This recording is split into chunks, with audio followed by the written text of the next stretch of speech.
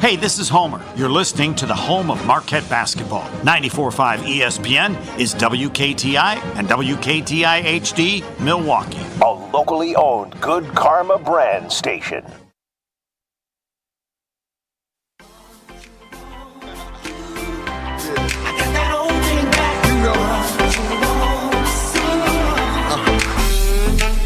Broadcasting live from the Gruber Law Office's One Call That's All studio at the Avenue in downtown Milwaukee. This is Kyle, Brust, and Nortman, KBN, presented by Bud Light on ESPN Wisconsin and WisconsinOnDemand.com.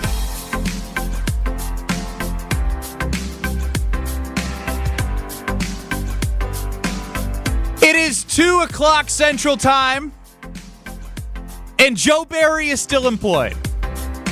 And I'm not okay with it. And I hope you aren't either. My name's Ben Brust.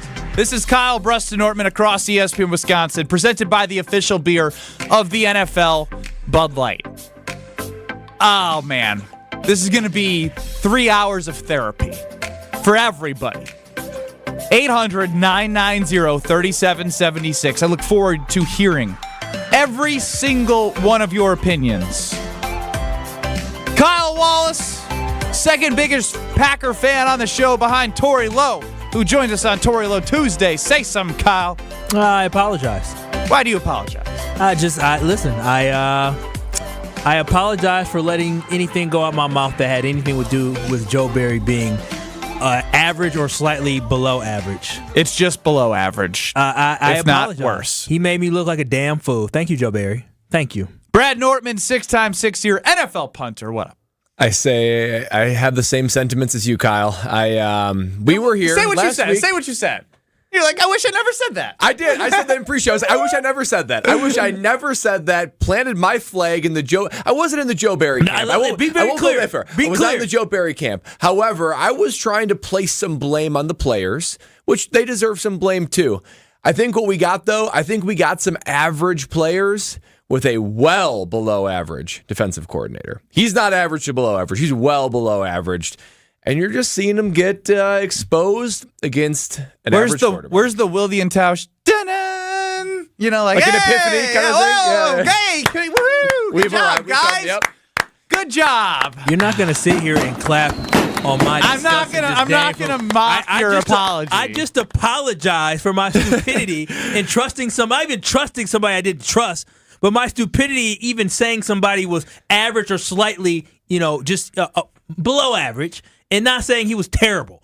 That's what I'm apologizing for, is wasting my breath and everybody's time by trying to act like this guy wasn't garbage. Well, and you know what the truth is? Like, I just bought into the wrong things because the Packers defense showed some moments throughout the season. Let us not forget. I said this on Friday or Thursday. We never talked about it. Look, on Thanksgiving, they looked pretty darn good. They did a pretty good Jared job Goff at holding. Looked bad. Well, they did a pretty good job at holding some teams, of bending but not breaking. But guys, on Sunday they broke. They bent a lot and they broke a lot too. And that was just only, in retrospect, it was only a matter of time. I don't like being the told you so guy, but I was like, you guys, I told you so guy. His attitude has totally shifted from about 5 minutes ago now. Yeah. Now that we're sitting here talking about, I'm not gonna lie. I'm not gonna lie. I'm not gonna lie. I'd be lying if I said I didn't get a little joy out of you two, dwindling in your thoughts right now. Like, I can't believe that I, said this about Joe Barry. I tried warning you. I said he's the bend but don't break, but he'll break your heart. He will break your heart eventually,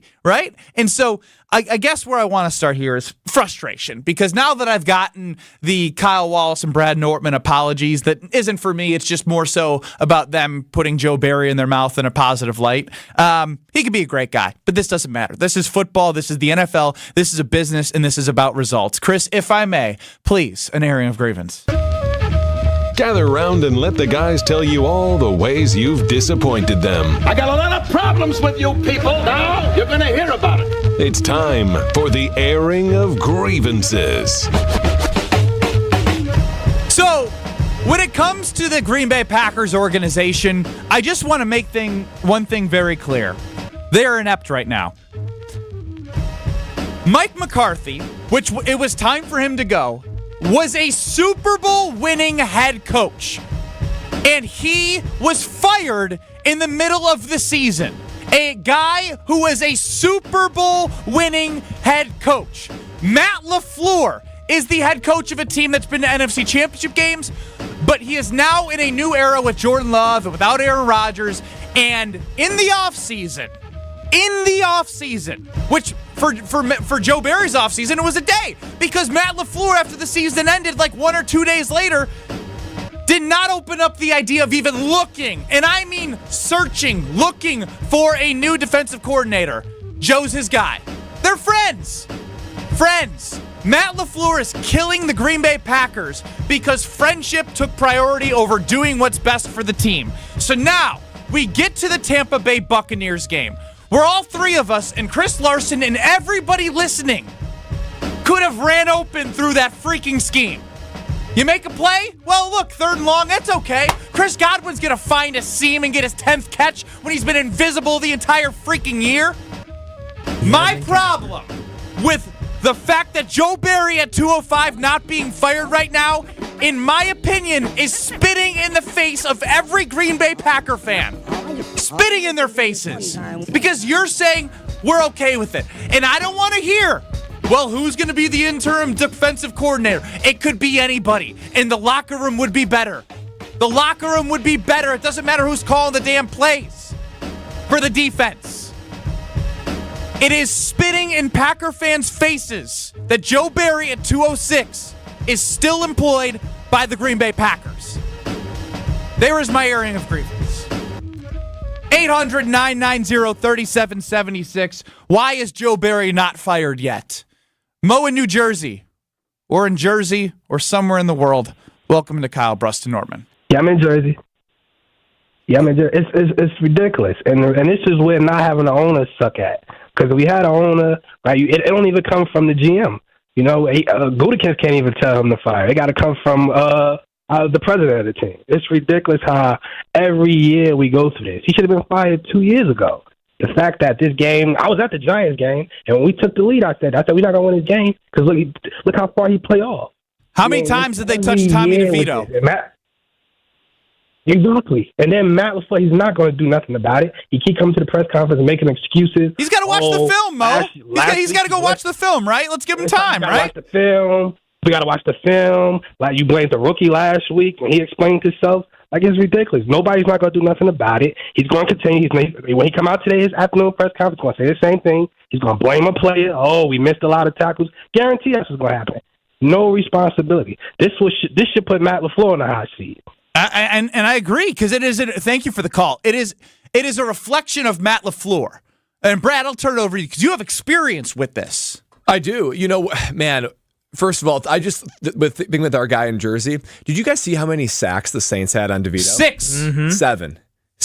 I started the Saints defense in fantasy. Yeah. No one cares about fantasy, but it was also to prove a damn point that, like, hey, anybody that has a competent defense should be able to touch Tommy DeVito. And they did. And they more than did that. They brought him down. They stuffed him. And the Packers couldn't do that last week. You know, when you have this level of ineptitude, as far as coaching, putting your guys in a position to succeed on the defense, there's like a cloud over this team. And I firmly believe there's a cloud over this defense where there's a lack of trust. There's a lack of trust between one another, player to coach, and obviously even coach to coach, because even though Matt LaFleur wants his buddy to succeed, he wants his defensive coordinator, Joe Barry, to succeed, he's not doing it. And it's creating this narrative where, oh yeah, it's guys out of place. It's one plays, it's two plays. I saw about 50 plays where I was trying to really watch hard. Like, is this scheme or is this players? I could not believe some of the schemes that we were walking out there. Zone, all these zone plays against the guys. They're just wide open. They're totally wide open. And I can tell you what the guys are thinking in the locker room right now. They're embarrassed. And you start to, if trust hasn't already been lost in Joe Barry between all the players, it's gone now. I mean, the writing is on the wall. At this point, a decision has to be made because the stress levels in the room are so high. I have been on teams where it was obvious a coordinator should be fired and they weren't. And then on other teams where they were fired, I'll tell you what, on the other side of that firing, boy, there's a whole stress relief in there. Guys, it's like the sun comes out. Yeah, it's like a hard reset of your iPhone. You ever do that? Kyle, you don't have an iPhone. But you excuse me. Everyone has a phone. You just sometimes it's like working slow. Wow. You just got to do a hard reset. You do that, it's working fine again. You just need guys to go play. They're not being put in the right decision or in the right position. And it would be better. I don't care if there's, like Ben said, I don't care if no one is really qualified. Equipped. Like if it's a defensive backs coach, whatever it is, you need something different. You New need voice. Anything you need different, because this is clearly not working. It's hard to think of it getting any worse than this. 800-990-3776. Again, 800-990-ESPN. Also on YouTube, at ESPN Milwaukee, at ESPN Madison. Get your YouTube comments in there. We'll be reacting with you, taking your calls. Kyle Wallace, please tell me, you feel my passion and my anger of letting something like this happen to a franchise that you pay money to own that little piece of paper that you think there's value. I don't, but it matters to you. Well, listen, this is an embarrassment. It was an embarrassment. But today, I am actually more emotional last week than I am today. You know why? It's because at this point, we got what we wanted. Barry's done. He's done. Joe Barry is not coming back next year. We had a whole question last week. Do you want the playoffs, or do you want Joe Barry to be fired? Would you rather fire Joe Barry and not make the playoffs, or make the playoffs and keep Joe Barry? And everybody's perfect world was what? We make the playoffs and we fire Joe Barry. But guess what, fellas? Joe Barry is gone. He's done. He's not making it past this year. So though I am I am upset and I am disappointed about the performance we had to watch. And it was a joke yesterday. You talk about whether it's talent or not. Listen, the Packers don't have a lot of talent. They have a lot of youth and a lot of just not goodness on that defense. But when you compound that with you not being good and then having a bad play caller putting you in terrible positions and you getting chopped up, you allowing explosive plays, you having 1 3 and out, you only forcing 1 turnover, but somehow you were able to get pressures yesterday. You still was too easy. You didn't challenge them whatsoever. You got to let them go. And so if it isn't today, the thing that I'm not even going to use the word happy, because trust me, I am not happy whatsoever. I took a 2.5-hour nap after the game because I just didn't know what was to that like do a with coping mechanism? What else was I going to do? I'm for real. What else am I going to do? You were like, if I go to sleep, I don't have to feel this. Meanwhile, you're probably just dreaming of Chris Godwin and Rashad White catching passes running through the middle of the field. Dreaming is a lot better than actually having to see it all day yesterday. And so for me, I am upset. I'm disappointed. I can just see Kyle dreaming. Oh, no! Wake up! Was that a nightmare? No, it happened. It was real. No, it was an absolute nightmare. But here's the thing: I'm going to look for the silver lining from this horrendous performance that we saw defensively. Actually, quite honestly, it's one of the worst defensive performances in the last 5 years by any team. We let Baker Mayfield look like freaking Oklahoma Heisman Trophy winner Baker Mayfield yesterday. It was a complete disgrace what we had to witness. But fellas, our hopes and dreams of Joe Barry being gone for next year it's it. He's gone. He's done. So that is the one positive or silver lining I'm going to get from having to watch that debacle of what they tried to claim was a defense, but absolutely not a defense. That was just a whole bunch of guys standing out there allowing things to happen through the air. Joe Barry's done. So yes, Ben, I'm upset. I don't feel like they're spitting in my face. I'm disappointed with Matt LaFleur because this is what happens when you put friendship, when you above put loyalty everything, above business. This is the results that you get. And for Matt LaFleur, I want him to understand that he has to own this. He made the hire. He made the decision to keep him around. So when the defense fails, his team fails, which means he fails. So he has to wear this. And I love that. Ownership. How is Matt LaFleur, the guy who hired Joe Barry, for the record, who wasn't their first choice at the time, defensive coordinator for the Wisconsin Badgers, former NFL 10-year vet Jim Leonard, was the first choice. He did not take it. Joe Barry, his friend that he knew from Washington, comes along. In terms of ownership, this is what Matt LaFleur had to say after the football game in which... Matt, would you ever consider in-season change at coordinator?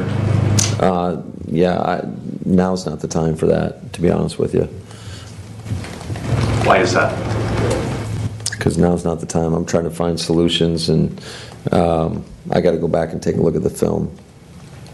Sounds like ownership to me. Sounds like taking ownership to me. Sounds like he's just a barrier and a blockade from Mark Murphy and Goody and everyone in that office and that organization. Take all of it And that, you know what? That's stupid of him. It's stupid of Matt LaFleur to be like, I got to find solutions. Bro, if you're going to keep trying to find solutions with the problem, you're not going to find solutions, and that's going to look bad on you. It is a representation of who you hired and who you brought into this organization and how you empowered him to put the scheme on the field in a big game at 6-7 against a 6-7. We're talking about the Buccaneers at 6-7. I'm not talking about Kyle Shanahan's San Francisco 49ers. We're talking about Baker Mayfield, a journeyman quarterback, and yes, some weapons. But if they were that great, they would have been 6-7. They haven't been great all year. And we made them look like the damn 13-0 team.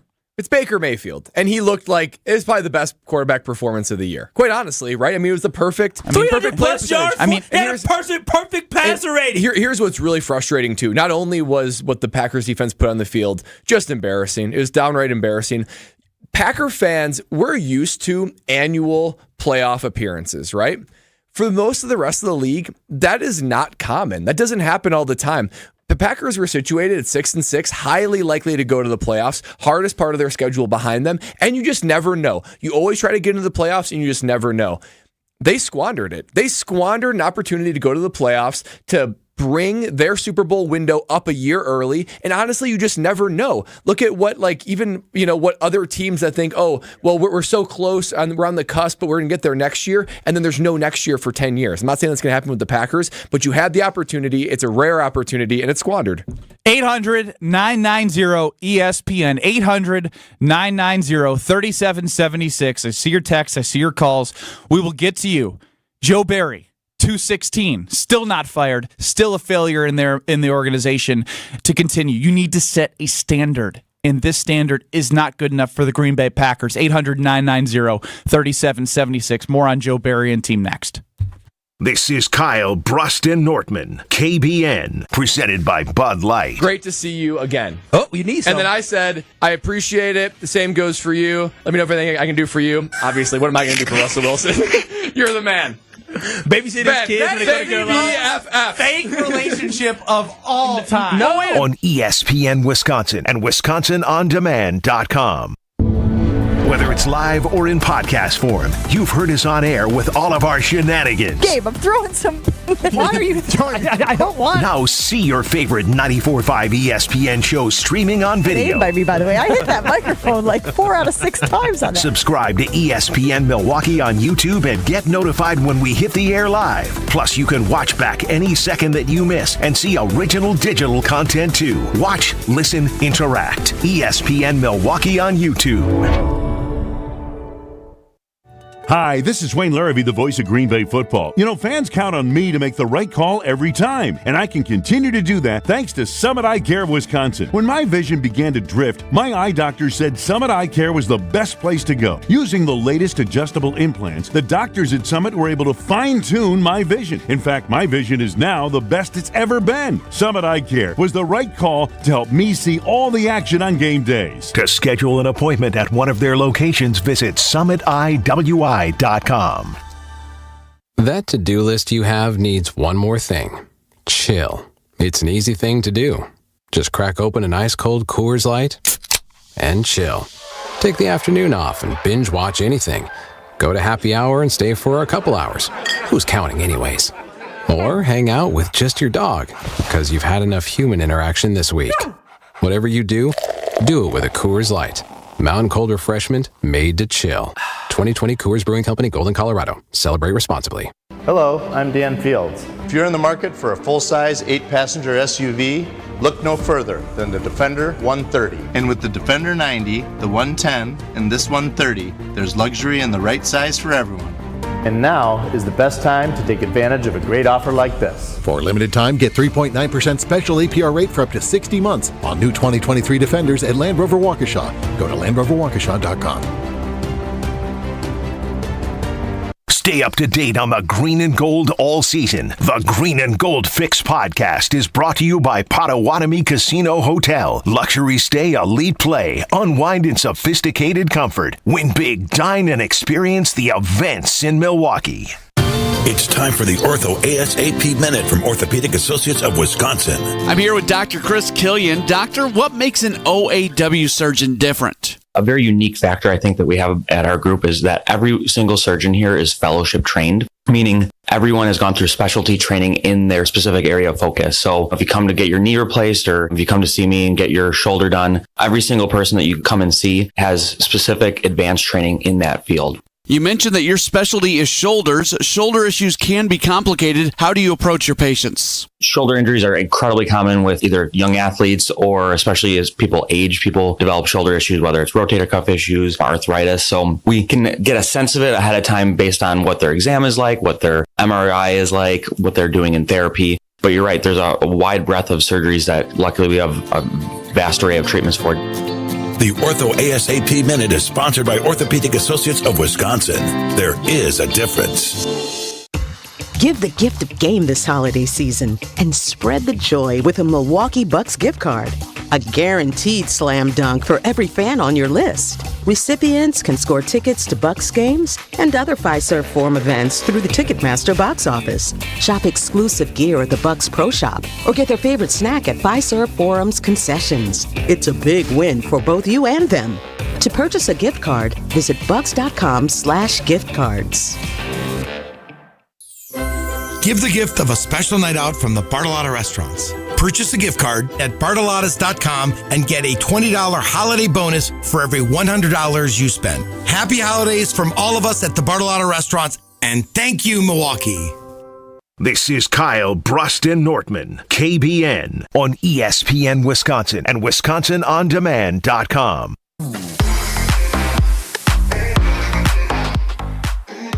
Mayfield, he's got White at the 10, 5, touchdown! Rashad White!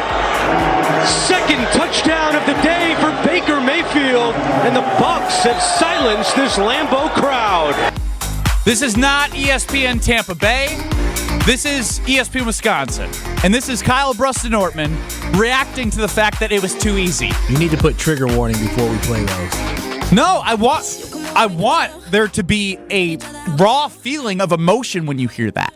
What does that make you feel? I'm trying my best. You guys say I'm an emotional roller coaster, right? You know what happens right now is, to me, you seem like somebody who's a ticking time bomb. Somebody who's building emotion right now and hiding it and acting like you're okay, and I have no idea when you're going to explode. Because I'm trying to be okay, right? Don't try to be okay. This Be is you. about as positive of a Kyle Wallace as we'd seen on a Packer Monday loss. I mope Tuesday all the way up into game time on Sunday. Tuesday. So I like that. Hey, it's Mope Tuesday for Kyle Wallace. So I'm not trying to, I don't want to mope for 2 weeks. Listen, Santa Claus is coming next week, and I'm not trying to be in a terrible mood for 2 weeks leading up to Santa Claus. I'm trying to start my 2024 in a good mood, so I need the Green Bay Packers to help me start fresh and help me have a good holiday by not pooping on my Sunday or pooping on my Monday or pooping on my New Year Eve coming up when KBN is going to be doing Green Bay Game Day on New Year's Eve when we play against the Minnesota Vikings. You could tune in from, what is that, 4 to 7? That'll be 4 to 7:15. So I listen. They better not ruin my New Year's Eve and bring in the New Year like that. So I'm trying to stay positive. It sounds like Brad, this is what we're here for. We have to get the emotion out of him. Yes, we do. And set him up to prepare for the right emotions, because I feel like this, I'm no therapist, and this is therapy session for everyone, 800-990-3776. But he's not setting himself up for success. And again, the reason why I play that is the reason when I hear Rashad White, like, it just makes me think of everything. That's one example of everything. And when it comes to the way that game played out, if you want one bit of positivity I can give you, Kyle, it's that, like, I feel as if Jordan Love played well. Again, I'm not saying he played great, but he played well, right? Like, he showed without Christian Watson, with just Aaron Jones still getting limited snaps. I mean, he got the ball a ton to start, but then obviously didn't get it as much. Then Dontavian Wicks, Jaden Reed going out. Like, there was a ton of stuff that happened to this team again, and Jordan Love doesn't get fazed by that. Did he play amazing? No, but he continues to fight. What I don't see is fight from the other side of the field. And that all comes back to Matt LaFleur. And I forget who had said it, 800-990-3776. It was, should Matt LaFleur be on warning? And the answer is unequivocally yes. And it's not because I don't think Matt LaFleur is potentially a good coach in terms of what he can do with offensive talent. Guys, being a head coach means more than play calling. Being being a head coach means leading a team, picking the guys that you are going to empower to teach their groups, whether it be wide receivers, tight ends, defensive line, linebackers, to the damn special teams that they hired Rich Bisaccia $2 million a coach. That is the job of the head coach. And to me, that is where the failure is right now and why I think he should absolutely be on notice. Not to mention, I don't think him and Goody have a great relationship. Quite honestly, if you're a great coach, I think of like Andy Reid, Bill Parcells. Those guys get credit for the coaching trees that they develop and the guys that they hire. They've got a lineage of great defensive coordinators, great offensive coordinators, guys that are in, like, look at Holmgren's staff when he was on the Packers. Ridiculous. It's ridiculous. And you give Holmgren more credit for hiring and developing those guys. And the same side. Andy Reid was like or was he the tight ends coach? Yeah, Think about that. It was like a Gruden and future Mariucci Super Bowl coach was the tight ends coach, and we're holding on to Joe Barry, who was 0-16 as the coordinator for the Detroit Lions. And those guys, like Holmgren, they get more credit as a coach because they locate, and they develop great support staff.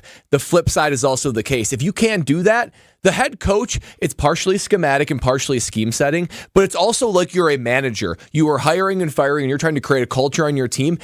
Those players will embody the persona and scheme of your coaches. And we are seeing what that scheme produces on the defensive side of the football. And it's so clear it's time for a change. And honestly, it's frustrating because the things that you said, Ben, the things we're seeing on the offensive side of the football, they are outperforming beyond our wildest dreams, right? I never thought that young receivers, a young Jordan Love, could make some of the throws he's making. That's all being overshadowed by terrible, just embarrassing, inexcusable defensive play.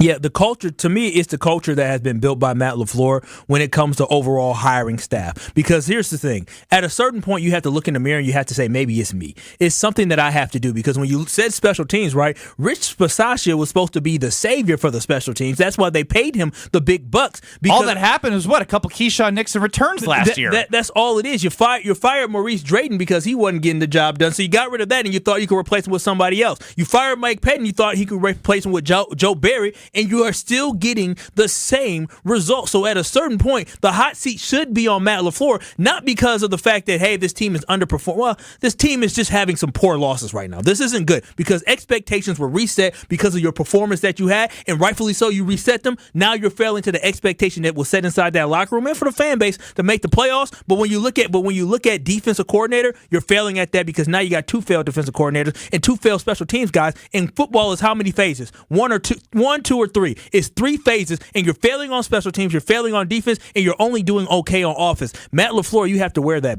Let us not forget, it took Matt LaFleur 2 weeks to fire the special teams coach Maurice Drayton after that cataclysmic showing on the playoff game, and even then, he still tried to find a spot for him in the staff. This is an area of Coach LaFleur. He's got a big heart. I give him credit for it, but it takes a little bit of cutthroat to run an NFL team. I'm not sure he's got it in It's him. amazing you say that. It is 800-990-3776.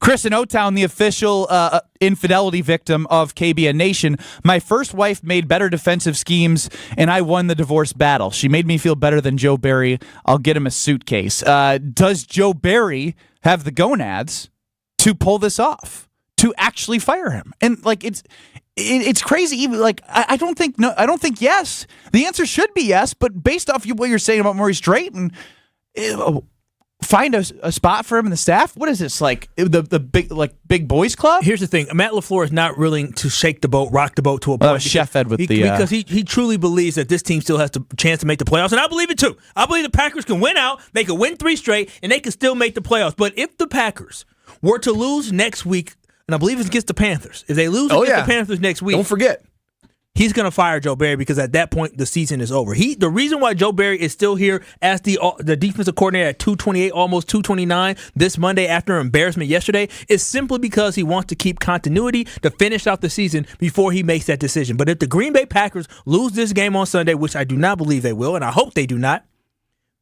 they're going to fire Joe Barry at that point. 800-990-3776. Again, 800-990-ESPN. And here's a name that I want to get to in all of this conversation, and that's Joe Barry. Or excuse me, that's Jair Alexander. Sorry, I can't stop thinking about Joe Barry. But Jair Alexander. What's the difference? They're both two disappointments. Yeah, but I think we have some good texts and some good comments on YouTube that would provide light as to something that could change, and whether it's for good or for bad. What if Jair is just like sitting because he doesn't believe in Joe Barry? I'm not saying that's right, but that would be on Matt LaFleur as well. And I agree that it's wrong of Jair. But, okay, if one of your teammates was sitting because they didn't like the coach, how would you feel about that teammate? Pissed. Of course. It would be like... of course, I'm not saying it's right, but I'm saying if Matt LaFleur is enabling a bad coordinator... No, forget that. If he is sitting out because he doesn't like Joe Barry, both their asses can get on the first train out of Green Bay. How about that? I'll be dang. I'm with it. I'll be dang if you're going to sit there and quit on your teammates who sit there and fight, who sit there and go to practice, who sit there and lay and look at them in the eye. It's hard to wrap your head around someone that would willingly sit out because they don't believe in the coach. Especially a cornerback. Especially a cornerback. I wouldn't want to. If that even comes up, if they fire Joe Barry and he says I'm back, I would tell him no, go. Yeah. Well, he wiped off the team, the Packers, from social media mostly. I mean, he wiped a lot of stuff out. So we live in a world of pettiness, and we live in a world of talking without talking, and especially because no one knows how to communicate anymore in a verbal matter. They all go to their phones, and that's how Jair's doing it right now. Quite honestly, we all NFL players, we want guaranteed contracts. We want things more. This is exactly why you don't give guaranteed contracts, because the Packers are stuck with Jair Alexander for at least another couple of years, and they can't do anything about it. And he's not playing. He's scrubbing the social media. It's ridiculous. It's totally ridiculous. If he don't want to be here, he should just do the thing a real person wants to do. Quit.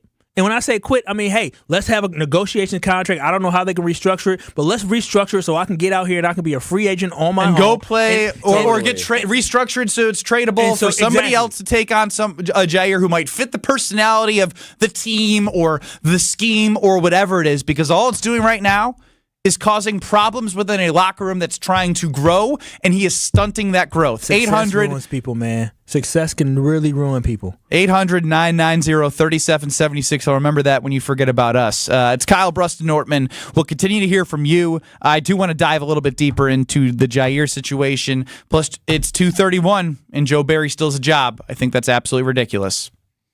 This is Kyle, Brust, and Nortman, presented by Bud Light. Giannis does look like a longer, he beats on his body, like kind of plays so rough you wonder about. Shut up, Max. Yeah. I'm not letting that one pass. Yeah, I just realized beats on his body. Like, I meant like physical, man. I don't know what y'all talking about. Physicality down there. On, Kyle. No, you guys are, I don't know what it is, but I'm sure your minds are in the gutter. Grow up. On ESPN Wisconsin and WisconsinOnDemand.com. Hey, it's Gary Olson here for Wisconsin Indoor Golf Center. Looking for that midday escape? Or maybe you want to impress a client? No matter the season, rain, snow, or shine, Wisconsin Indoor Golf Center is open for you. A top-tech, cutting-edge golf experience that gives you the chance to play legendary courses. Wisconsin Indoor Golf Center simulators, entertainment, and best Bloody Marys make it feel like summer all year round. Just $35 an hour gets you a round and puts that summer feel back in your life. Book your bay at WisconsinIndoorGolfCenter.com. Hey, I came as fast as I could. What's wrong? Everything's okay. I just need you to know I'm glowing up. You just texted SOS Get Here Now. And I stand by that because I switched to Cricket and got the all-new Motorola Razr. I have entered my flip era, and I am glowing up. I'm going to go back home. I support that. Switch to Cricket and get the all-new Motorola Razr for $199.99. Smile, you're on Cricket. Must open a new line on a $60 a month voice plan. First month service charge and tax to its sale. Fees, terms, and restrictions apply. See cricketwireless.com for details. Dash into JCPenney for last-minute holiday savings. Finish your list with a little extra sparkle. Jewelry is up to 70% off after coupon. Looking for something cozy? Candles, velvet plush throws, and more start at only $7.99. Score thousands of doorbusters on popular brands like Adidas, Champion, Disney, and Carter's. Enjoy fast and free same-day pickup until 3 p.m. Christmas Eve. Ready in less than 2 hours. JCPenney. Make your holidays count. Offers valid on select styles through 12/24. Exclusions apply. Doorbusters excluded from coupons. See store or jcp.com for details. Is your business looking for localized banking solutions? Fifth Third Bank has been looking forward to the future and helping businesses shape what's next for 165 years. And for the last 14 here in Milwaukee, they offer industry-specific expertise, local decision-making capabilities, and extensive experience to help your business succeed. Fifth Third is big enough to provide sophisticated solutions and expert guidance, but also empowered to make local decisions and work from a foundation of strong community connections. Commercial banking value only Fifth Third can deliver. Fifth Third Bank, National Association, custom solutions built around your goals. Member FDIC. We're about to tell you what we've chosen to be the 2023 Wow Collection at Kessler's. And all I can say is wow. $898 buys her a pair of exotic inside-out diamond hoop earrings. 1 carat total weight of newborn created diamonds. Inside out diamond hoops. Wow. Another $898 buys her a tennis bracelet that will circle her wrist with glittering diamonds. If you want that 1 carat tennis bracelet but with natural diamonds, it's just $15.98. Wow. A 1/4 carat diamond cluster pendant dripping with natural diamonds, just $598. We believe these are the lowest diamond prices we'll see in our lifetime. 4 carats total weight. Did you say 4 carats? I did indeed. It's a wow engagement ring with 2 wedding bands that will fill any room with hot points of light like a disco ball. 4 carats total weight, just $3,998. Wow. Find the Kessler's nearest you and see our extended holiday hours at KesslersDiamonds.com. Isn't this the best time of year? Wisconsin has the green and gold, Milwaukee hoops, Wisconsin football, basketball, and volleyball. What more can Wisconsin sports fans ask for? As Wisconsin's 3PL, Evans Transportation knows that it takes a team effort to make things happen. And when it comes to manufacturers' accounting, shipping, and tracking needs, Evans is the supply chain team you're looking for. Good luck to all Wisconsin teams from Wisconsin's 3PL in Delafield. Find them at evanstrans.com. That's evanstrans.com. Jeff Sports invites you to stop in for your sports memorabilia fix. Jeff Sports is a family-owned business with over 43 years of experience. Jeff Sports has a huge selection of autographed sports memorabilia and sports cards. They also offer custom framing with all framing done in-house. Ask about their sports auction consignment program. It's simple and has a 100% no-risk guarantee. For more info, go to jeffsports.com or stop by 14165 West Capitol Drive in Brookfield. Open Tuesday through Saturday. Visit jeffsports.com. This is Kyle, Brust, and Nortman, KBN, presented by Bud Light, the official beer of the NFL, on ESPN Wisconsin and WisconsinOnDemand.com. 3rd and 4, and that pass is caught by Moore. First down and more. David Moore exploding to the end zone. Touchdown, Tampa Bay. A 52-yard strike. I'm getting goosebumps listening to that in the wrong way. That should irritate everyone to the core. And David Moore. Who? Exactly. Not Mike Jones. Who? David Moore. 3rd and 4. Untouched. You would have thought it was Usain Bolt running through the defense. I think that defense just looked deflated. I'll tell you what, it's not only the scheme, they look uninspired. They look like they don't want to go out there and play football. They don't look tough. They don't look aggressive. And so it's more than scheme to me. It's motivation. You're just embodying a lackadaisical culture on the defensive side of the ball. And you were relying on a few guys, a few high energy animals on the offensive or the defensive line, excuse me. If the defensive line doesn't get any pressure on the quarterback, this defense is cooked. Absolutely cooked. The only time this team has had success is when Gary and Preston Smith and sometimes Kenny Clark can actually get some pressure. If they don't get pressure with 4, this defense, the only strength it has is neutralized, and it's over. It's over. The bend but don't break philosophy, that wasn't the only thing that got broken yesterday. Jay, you're going to love this, Kyle. I'll get to you, I promise. Joe chimes in on YouTube.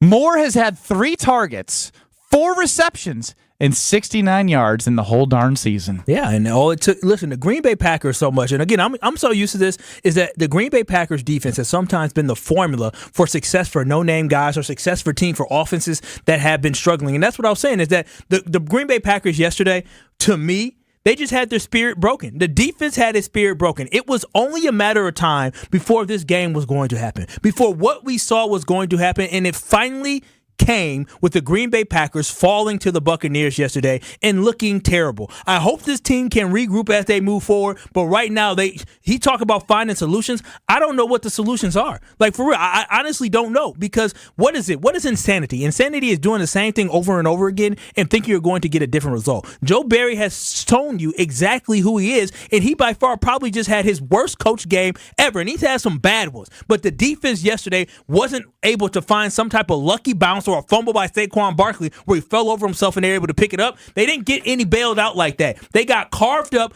cut up, and beat up yesterday by the Buccaneers offense. Baker Mayfield-led Buccaneers offense. 800-990-3776. Again, 800-990-ESPN. On YouTube at ESPN Milwaukee, at ESPN Madison. It is a day for you to say whatever you feel after, again, the emotion evoked after just watching play after play. You think, like, the worst part about it, real quick, Brad, is when they do get pressure, as you talked about earlier. They did get pressure, 3rd and long, 3rd and 12, and then your heart gets broken right over the middle.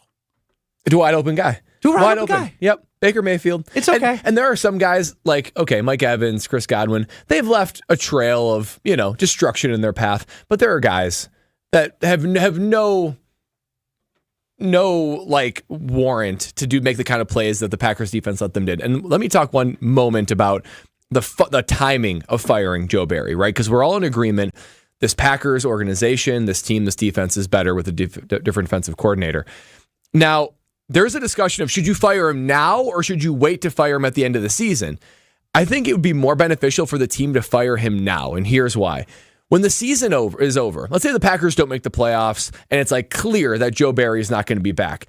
Everybody goes in their separate direction. It feels there's like less connective tissue in the organization. And it feels like the season's already over, there's a big reset, and you already know leaving the building that extreme changes are going to be made. Even in good teams, changes are going to be made. Coaches are going to go elsewhere, guys are going to go elsewhere. When it happens in season, there's a certain level of like acuteness to it, right? It happens right in front of your face. You feel the effects. The players, the coaching feel the effects. It feels like a more powerful statement is being made than if it is just kind of the cleanup after the season. It feels like it's sort of after the fact cleanup when it happens when the season's over.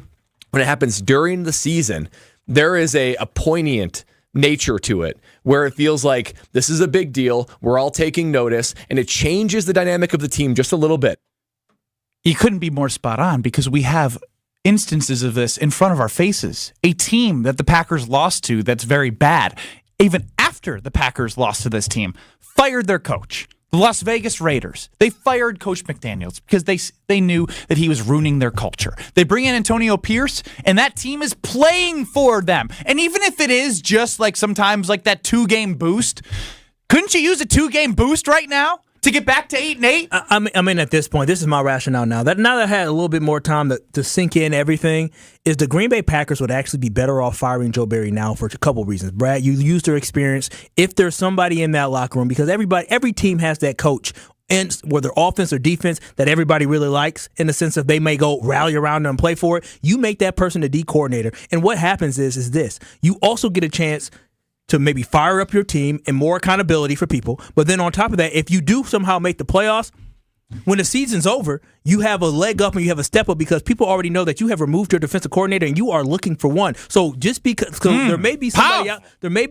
out there that could be eyeing up the Green Bay Packers, and if they know come week 16 that the Packers have a vacancy at their defensive coordinator position, then now you're on their list of potential places that they may want to go, because the Packers have to hire somebody good and they need to get a jump right now. And if we can get somebody else in here as a D coordinator for the last couple weeks to get these guys up and realize that nobody is safe and we need to step it up and rally around the new guy. You're coming along. Accountability. But that's what we need. And also, you can also plan for the future. 800-990-ESPN, 800-990-3776. Pete in Madison. Welcome into Kyle, Brust, and Nortman. Hey, welcome, guys. I even go back as far as last year. I did not call it the Joe Barry defense. What I called it starting last year was the Joe Dingleberry defense. Hey, and powerful. That's pretty much I can't believe no one's come up with that. You know? It's pretty good. You did. It encapsulates his Pete, I also really like how you welcomed us. We didn't welcome you into KBN. You said, hey, welcome to Pete and Madison's Dingleberry show. Anything else for us, Pete? No, I mean, it pretty much encapsulates his defense. Hey, I'm with you. Thank you for the call. Appreciate it. It's quite the brand. What is a dingleberry? I've heard people say a dingleberry all the time. It's just a complete incompetent person. Okay, but it's not a real berry. No, I don't think. No, I don't believe. I don't know. It's not native. To, Chris? Amazonian. Chris, are you there? Oh, he's on the phone. Chris is our go-to knowledge. He knows. Do you know what is a dingleberry a real thing? Yeah, it is. No, it's not. I think he might be talking about a person too. Yeah, I don't know. I just heard people get called dingleberries. Diana and McGuanago, Kyle's #1 fan. Not a happy Monday. This is brutal. Welcome in, Diana. Yeah, it is. It's a happy Monday because the Bucks are doing really well. Yeah, they are. They played really well at home, and but I'm here for your Joe Barry thoughts. But I think they should fire him. I mean, that's the point. Yep, I think they should fire. If you were Matt LaFleur after that game, would you have done it this morning? Yep. All right, there it is. Diana from McGuanago, anything else before you get really, really mad at me? No, you boys need to calm down a little. You guys are going to give yourself a heart attack. You're right. Yeah, I mean, it's Matt LaFleur's fault because he brought him back and didn't even look at anything. Tim and Beloit, please, I mean, you're not going to... Thank you, Diana, for looking out for our health. Yeah, thank you. Diana, she is Kyle's caring #1 for fan and official blood pressure monitor for KBN Nation. Tim and Beloit, welcome in. How you guys doing? All right. All right, because we're getting closer to clarity, but there will be no clarity as long as Joe Barry's here. So, two things. So, I guess, first of all, if my child wasn't watching me yesterday, I would have punched a hole through my TV. Like, I cannot watch any more of the same stuff with Joe Barry. My biggest fear is that we're going to go into Carolina, get carved up, and we're still going to be sitting there holding the bag. And at that point, then, it's a done deal. But why can't LaFleur have the backbone to at least relinquish play calling duty to somebody else if you can't fire your buddy? I don't understand it. That's a great question. I would lean to Brad on this one. I mean, you were in an NFL locker room. You're suggesting that Matt should give up his play calling duties on offense? No, that he thinks that Joe Barry should give up the play calling, but he should tell Joe Barry you have no choice. But if that's the case, then you just be done with them. The players can see through that, unfortunately. I totally get what you're saying. If you don't want to hurt Joe Barry's feelings, but you want to give it to someone else, you completely defang him, and the players see right through it. I'm going to say this, too. I think the players are just as angry as we are. These players' careers, they're brief, and they're putting on film just poor play, right? Poor positions. They're playing for contracts, some of these young guys. Absolutely. So I think they're probably just as frustrated, and in private conversations, they too are hoping for a change. And I want you guys to think about this. We're talking about like the timing of firing Joe Barry. If it were these players, right, you're already looking at Joe Barry, these schemes, and you're saying we're not being put in the right situation to be able to do this. Imagine walking in this morning. And let's say Kyle is the defensive back on the team. We know he played defensive back for the Whitefish Bay Dukes. I could have been out there yesterday. I could do the same thing they did. And he greets me and says, "Hey, Brad, dude, they just fired Coach Barry." I'd be like, "Oh my gosh, no way!" And it sweeps the locker room. And Coach LaFleur has to have a team meeting on it and says, "Guys, we got to do better. We need to do better. We're starting fresh this week. We're making a playoff push." Think about that experience in these players' eyes compared to the Packers' final game. We all say our goodbyes. We clean out our lockers. And then on Tuesday morning, I look at my phone on Twitter and I see, oh, Coach Barry was fired. It's a completely different reality. It's a completely different experience. One is much more powerful than the other. The other one is just kind of soft. And I'd love to see a message delivered by Coach LaFleur. It's going to be interesting to hear what Jason Wilde has to say about the press conferences today, because that's something that I'm really interested to see the day after. He had 24 hours to think about this. What's the next thing you say, Matt? 800-990-3776. I see your call. Stay on the line. We're going to get to you. I also have a definition for dingleberry for Kyle. It's Not going to be what you expect, but I'm glad there actually is a real thing as a dingleberry.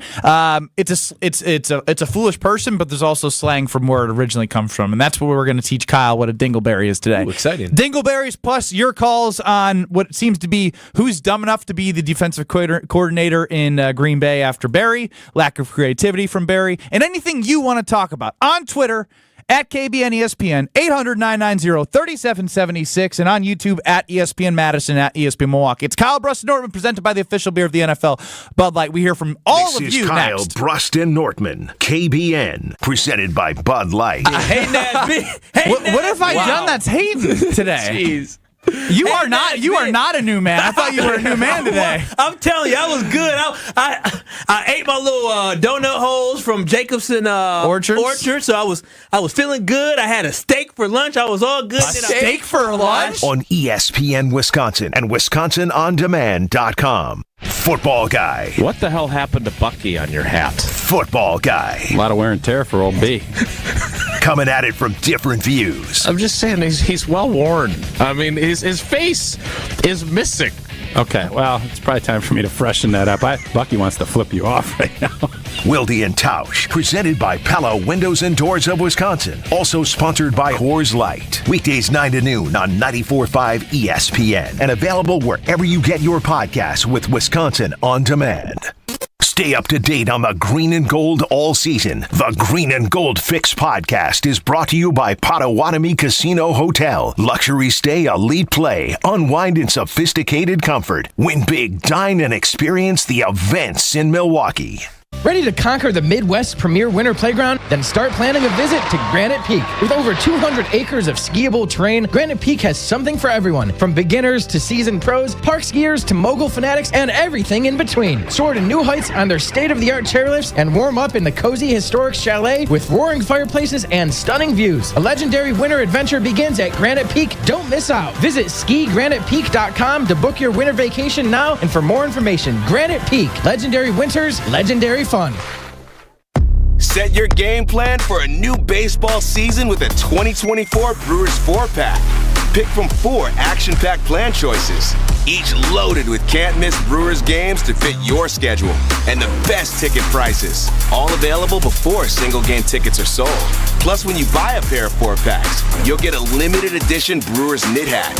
Find the right plan for you today at brewers.com/4packs. Experience the excellence of Catholic Memorial High School for yourself. Come see why their students gain a competitive edge at CMH. Visit CatholicMemorial.net to schedule a VIP tour or student shadow day. Meet their inspiring teachers, welcoming students, and feel the energy of the CMH culture. All students achieve more than they ever imagined possible. Visit CatholicMemorial.net to schedule your visit. That's CatholicMemorial.net. Catholic Memorial High School in Waukesha, where you rise. 'Twas the night before Christmas and my mind was going crazy. What in the world am I gonna get for Aunt Daisy? A box of chocolate or wine? Ugh, would a gift basket be fine? Then out of the blue, a great idea flew. The Golden Mast on Okachi Lake. A Weisgerber gift card. Why didn't I think of that? For heaven's sake. A perfect gift. Dinner with a view. A warm fireplace. Filet mignon. Shrimp scampi. Just to name a few. The holiday decorations are over the top. I bet the Golden Mast is a great idea for a happy hour stop. Live music, German night, fish fry, Sunday brunch. I'm thinking Christmas party, just a hunch. Whether it's 10 or 250 you must entertain this season, the Golden Mast has private rooms for whatever the reason. On grasshoppers, on martinis, hot toddies, and more. I can't wait to get to the Golden Mast to see what's in store. Golden Mast, dash in to dine, or buy gift cards online. Get to the website to see what's going on. That's goldenmastin.com. Natural gas is a clean, reliable, and convenient source of energy delivered directly to you through underground pipelines. The pipeline system has an excellent safety record, but there are clues that can help you identify a potential hazard. If you smell the strong odor of rotten eggs, hear an unusual hissing sound, or see blowing dirt or debris, it could be a natural gas leak. Leave the area immediately and call We Energies at 800-261-5325. We Energies. People you can trust. Energy you can depend on. When you're high, you feel different. Pretty obvious, right? You think different, talk different, But if you feel different, you drive different. So if you're high, just don't drive. Brought to you by NHTSA and the Ad Council. You're listening to Kyle, Brust, and Nortman, KBN, on ESPN Wisconsin and WisconsinOnDemand.com. 3rd down and 6. Mayfield to the end zone. Evans, touchdown! What a dart from Mayfield! And the Bucs regain the lead. I wanted to sink in, and here's why. Because it wasn't a dart from Mayfield. The corner opened their hips up and had no safety help on the inside because they don't know what the hell they're doing. But what are the common themes here? David Moore untouched for 50. Rachaad White, 3rd down. Mike Evans, 3rd down. When they needed it, they couldn't get it done, and that's a reflection of Joe Barry and this defense yesterday. 800-990-3776. Let's go to Patrick in Racine. Patrick, welcome into Kyle, Brust, and Nortman. Hey, man. Thanks for taking my call, you guys. I appreciate you. Thank you. Absolutely. You got it, sir. I've got a couple. I'm a little bit scattered on my thoughts here, so maybe you guys could help me bring it in. But there's a few different things. Like, I was a little bit concerned. Did you guys notice LaFleur take a timeout? I think it was after the second half fumble by Jordan.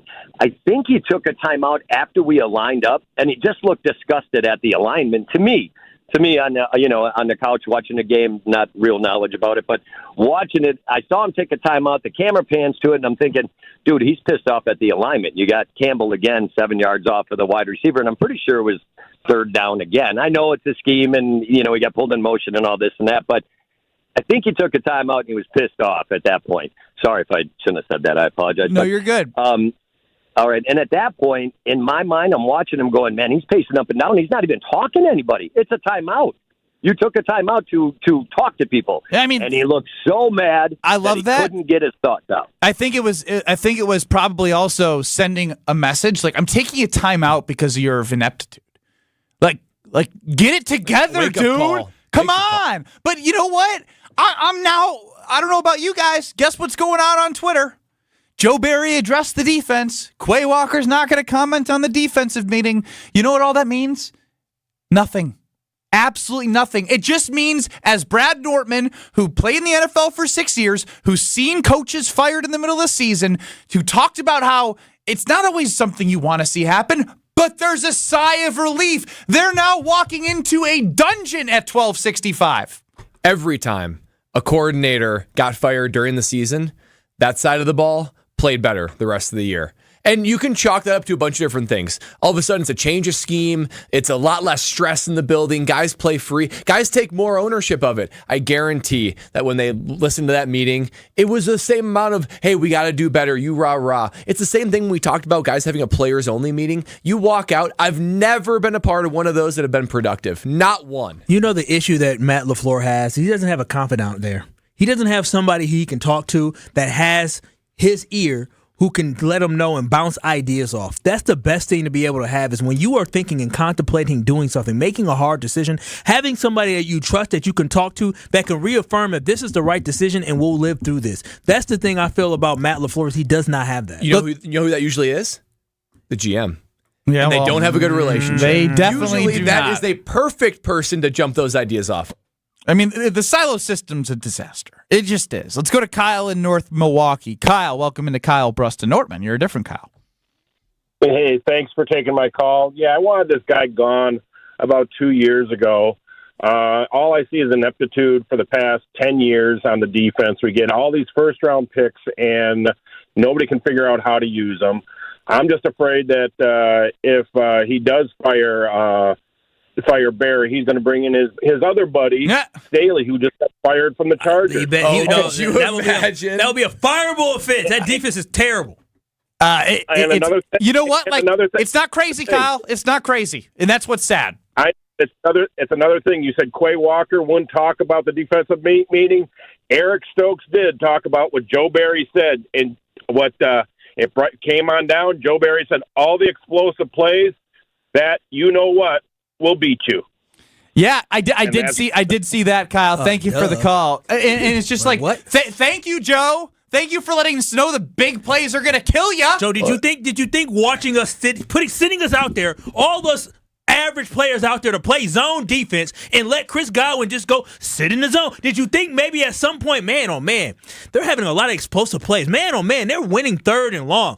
Maybe I should try doing something different. Why didn't that go through his head during the game yesterday? Why is he telling the guys now explosive plays? Yeah, I mean, look, you know why I was... I don't know. I don't. Because I remember going to a locker room at halftime or going to sit on the bench. And what happened when you sit on the bench? Hey, what you guys see out there? What are they doing? Oh, we need to do what? Hey, I think just stick with the plan. Just stick with the plan. Our zone's going to work. It's a complete joke. I'm just telling you, that's how I see it happening. You have to make adjustments. The irony is that zone bend but don't break defense is designed to limit and minimize explosive plays. And that's all we've been seeing lately is explosive plays. So the one thing it should be doing, it's not doing. So to me, I think like a lot of my anger is coming out in this Buccaneers game, but it really stems from the Giants game.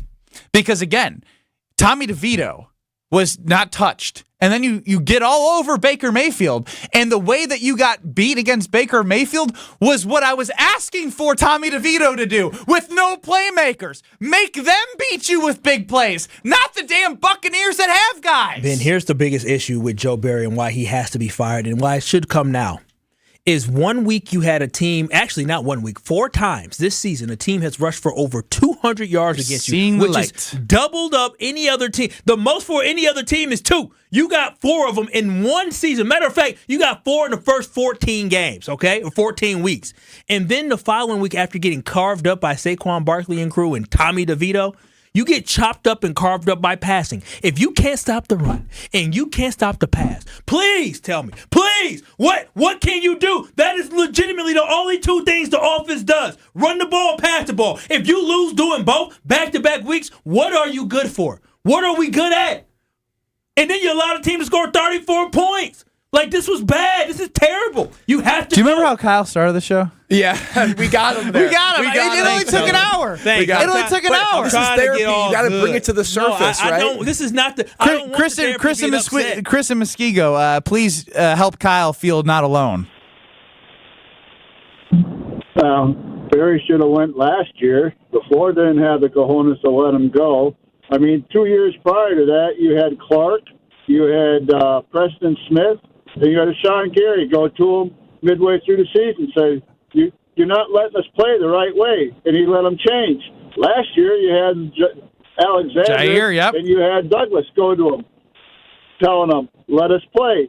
And each time they did, in both categories, they improved. But LaFleur is not smart enough to realize that Barry is not going to listen to what his players tell him, putting them in the best advantage points to their best skills. He just continues to play his weak, non-aggressive defense. He's got to go. But the problem is Goody has no say in it because everybody's most beautiful Humpty Dumpty idiot that runs the football operations, Mr. Murphy, took all away Goody's power to do anything with LaFleur and his coaching staff. So it's got to come from Murphy and not Goody to say, hey, either you get rid of him or you're next. Goody has no say in it. Whether he's got a relationship with LaFleur or not, that's all on Murphy because Murphy put himself in charge of all of it. None of them answer to each other. They all answer to Murphy. Yeah, to some degree, I definitely agree with the structure of it all goes up to Murphy.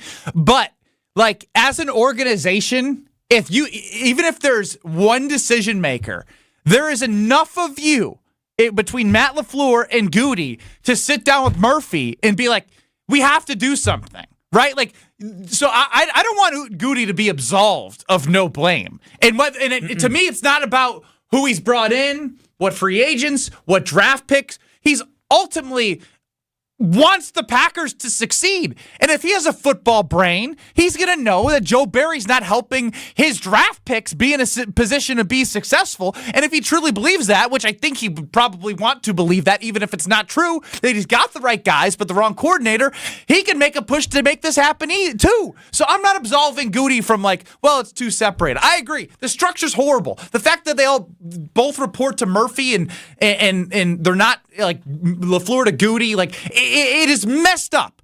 But to act like Goody has no blame and couldn't get involved, I think is wrong. Yeah, and we have to remember, too, that these guys in the buildings talking about like LaFleur and everyone else, these are football brains. This is their full-time job. Like, they know football more than all of us. I hate when you say that. It makes me feel like... Isn't that unbelievable? They have football brains, and this is what's happening? Life. So if we see it, you know they see it. That's just why the inaction... I can't make sense of it. We'll be back in 2 minutes, so don't go anywhere. 800-990-3776. Brad, quickly tell us about your great friends from Pella Windows and Doors of Wisconsin. That's right. Pella Windows and Doors of Wisconsin. Christmas is only a week away, and they have a very special Christmas gift for you. They can replace your leaky windows, your drafty doors, and you can enjoy those now, before the winter cold gets in there. It's been a little bit warmer lately, but that cold is coming. But here's the best part about it. You can get that installed in as little as a day. Pella's elves, they work harder than anybody. That's the truth.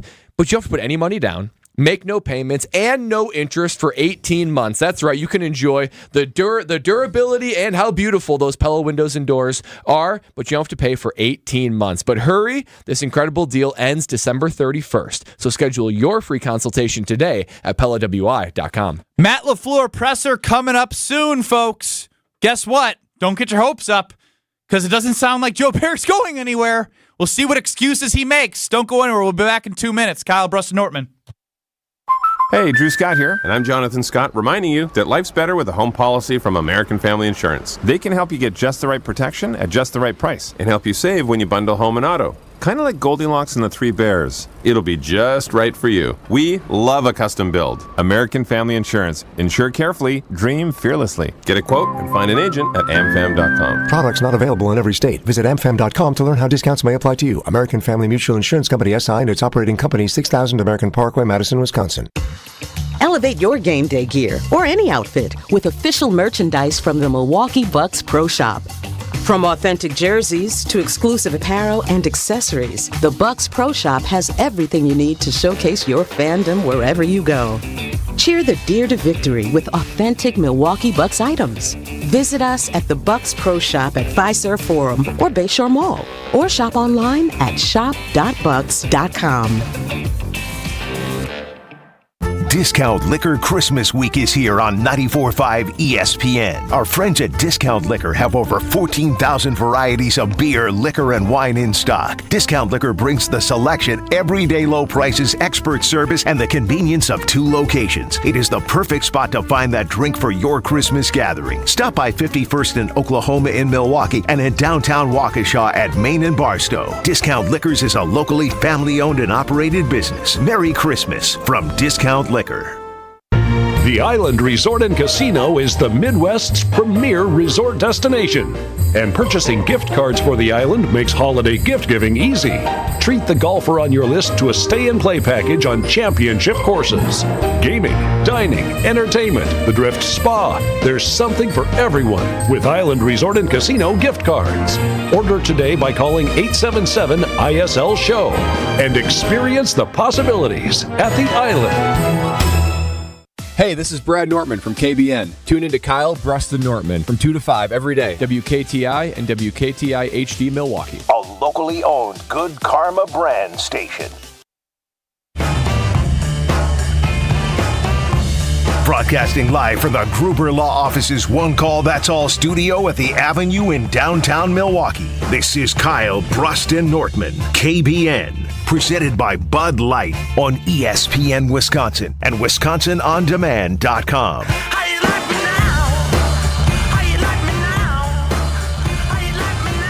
Kyle, Brust, and Nortman hearing from all of you. 800-990-3776 on YouTube at ESPN Madison, at ESPN Milwaukee.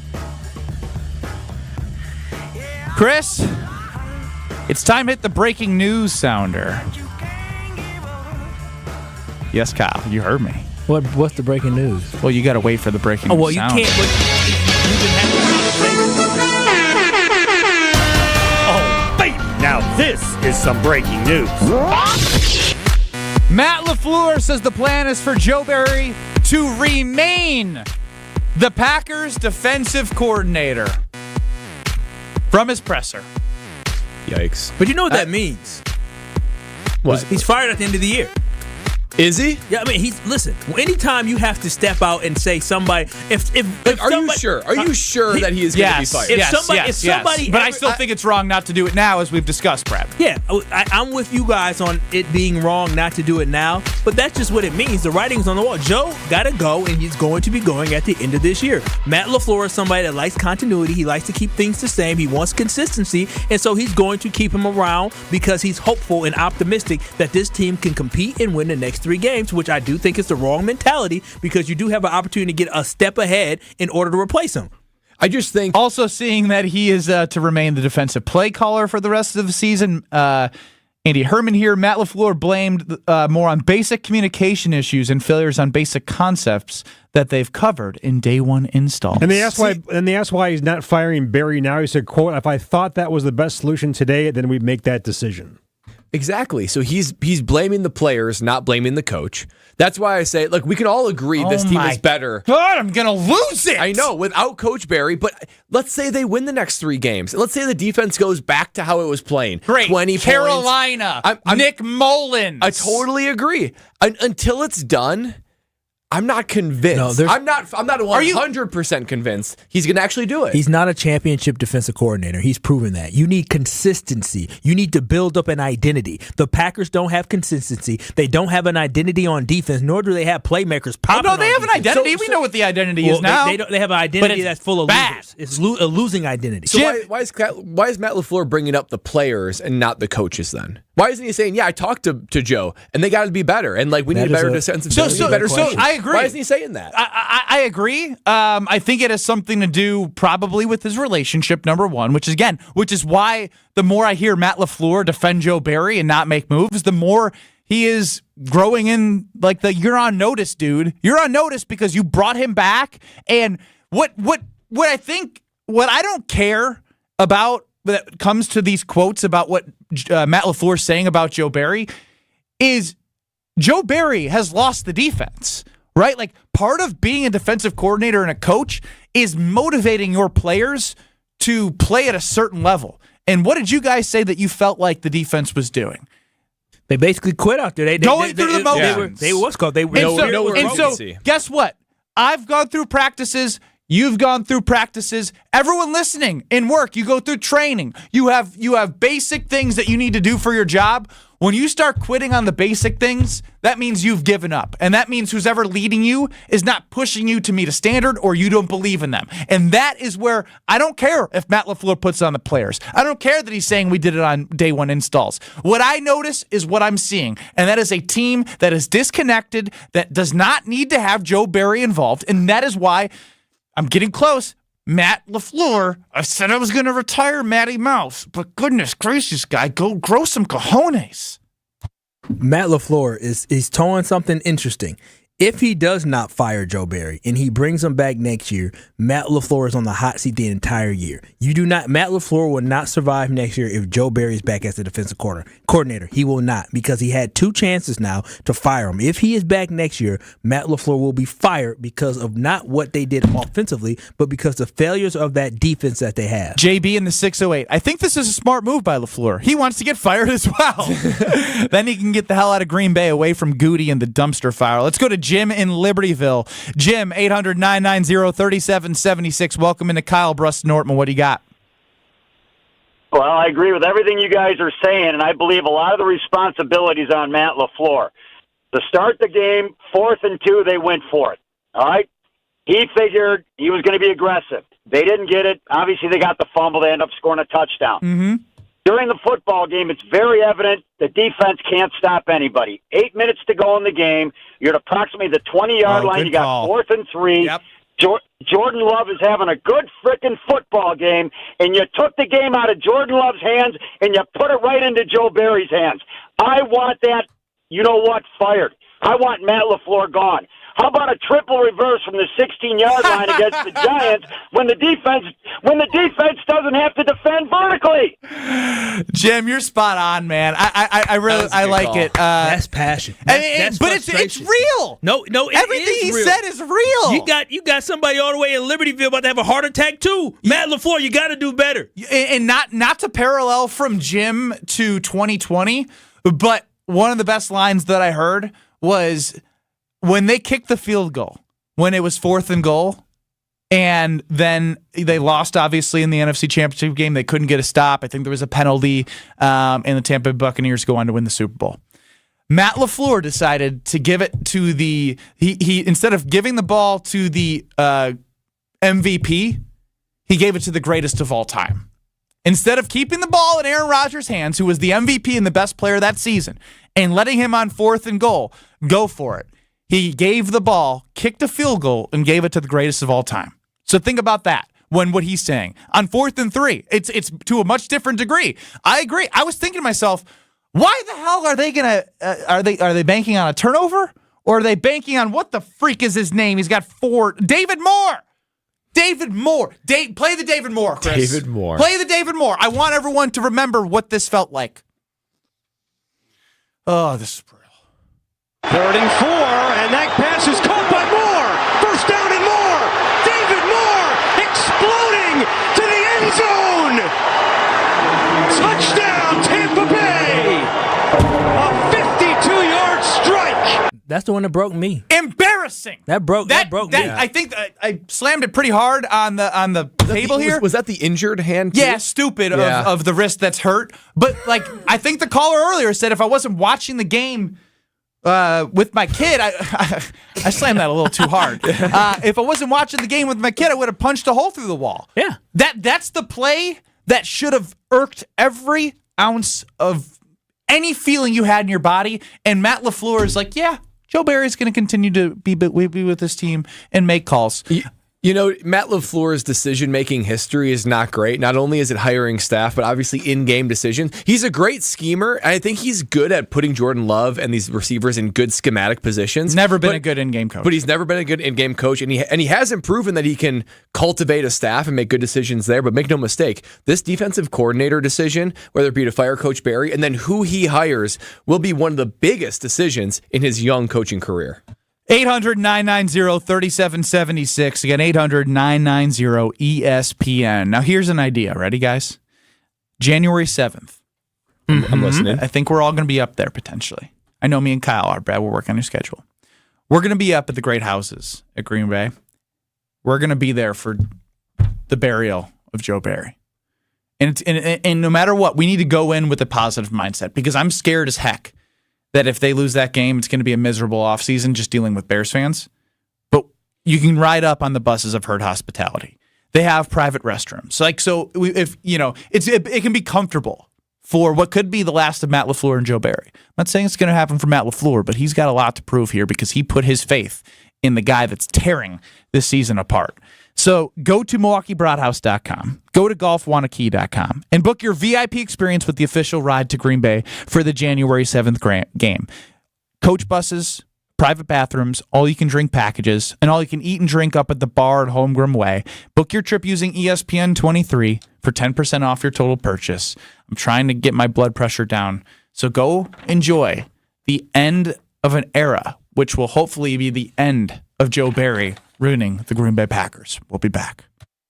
You're listening to Kyle, Brust, and Nortman, KBN. Is steak appropriate for lunch? And then your thoughts on Jordan Love. Oh, absolutely. Steak's appropriate, especially if you cut it up, put it on salad. Woo! Steak's good anytime. Those all meat, baby. No salad for me today. Yeah, you like that. Presented by Bud Light on ESPN Wisconsin and WisconsinOnDemand.com. Starting off with an accident along 94 eastbound. This is just before Springdale Road, and the left lane is blocked. So we got backups all the way to Highway F right now. Southbound 43 backing up from Silver Spring all the way down almost to Burleigh, and then a couple taps on the brakes heading through the Marquette as well. Westbound 94 a little slow from about 35th Street to Mitchell Boulevard. Traffic is brought to you by James Imaging Systems, your local document imaging partner. Visit jamesimaging.com. And check the TMJ4 Storm Team forecast. Tonight, mostly clear and cold, a low of 19. Tomorrow, sun and cloud mix with a high of 36. Weather is brought to you by Bartolotta Restaurants, offering the perfect holiday gift. A memorable experience with Bartolotta gift cards. Purchase yours at bartolottas.com, and happy holidays, Milwaukee. From the WTMJ Traffic Center, I'm Debbie Lazaga on 94.5 ESPN.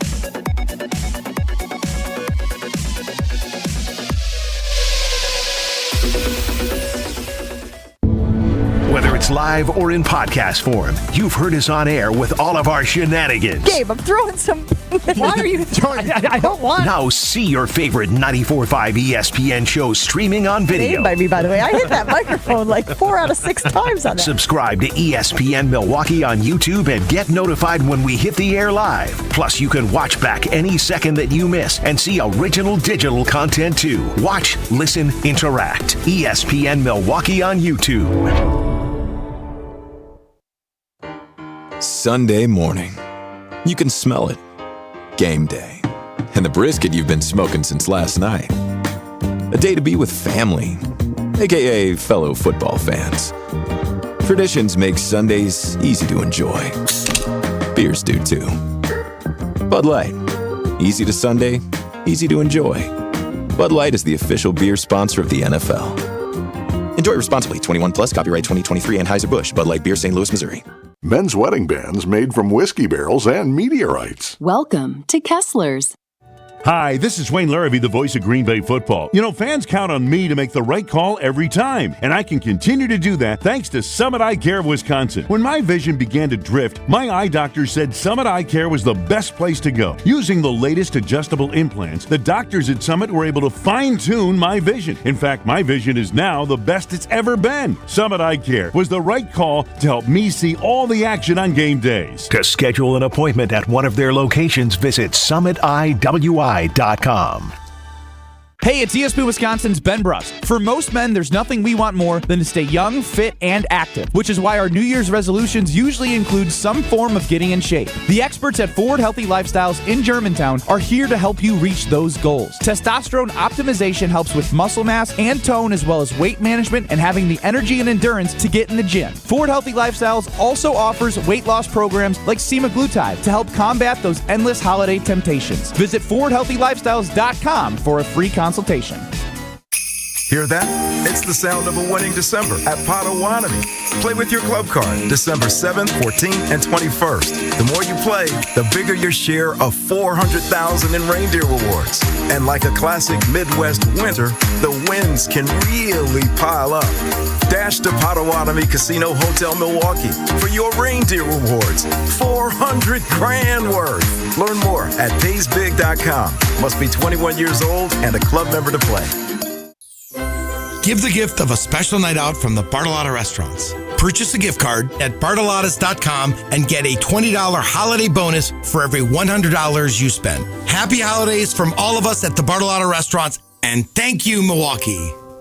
This is Kyle, Brust, and Nortman on ESPN Wisconsin and WisconsinOnDemand.com.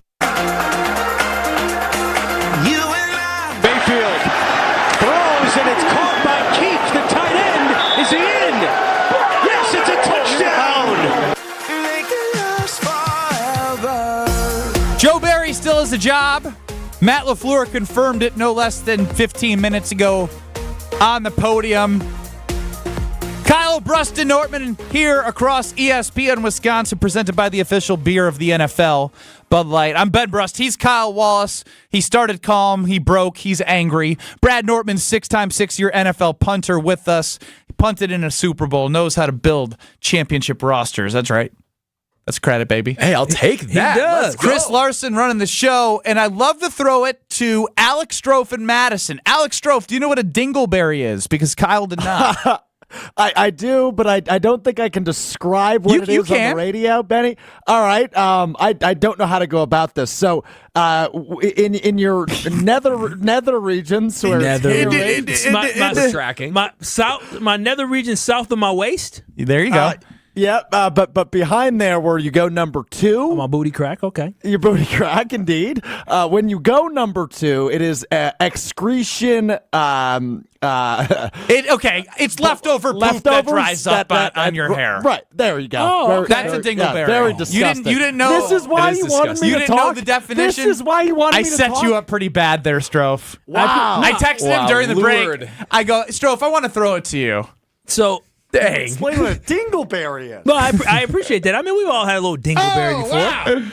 But Joe Barry is he is Joe Dingleberry, because let me tell you, all he does is leave little strains of poo all over the field every Sunday for me to watch. I don't know if you saw my video in the backyard. I brought my dog out to be a wide receiver for the Tampa Bay Buccaneers. Recorded a video. It's on Twitter at ESPN Milwaukee. I quote tweeted at Ben Brust on Twitter X. And no joke, I obviously could not plan this. Bruce ran a route wide open. He got the football. And then he came back at the end of the video. He was pooping.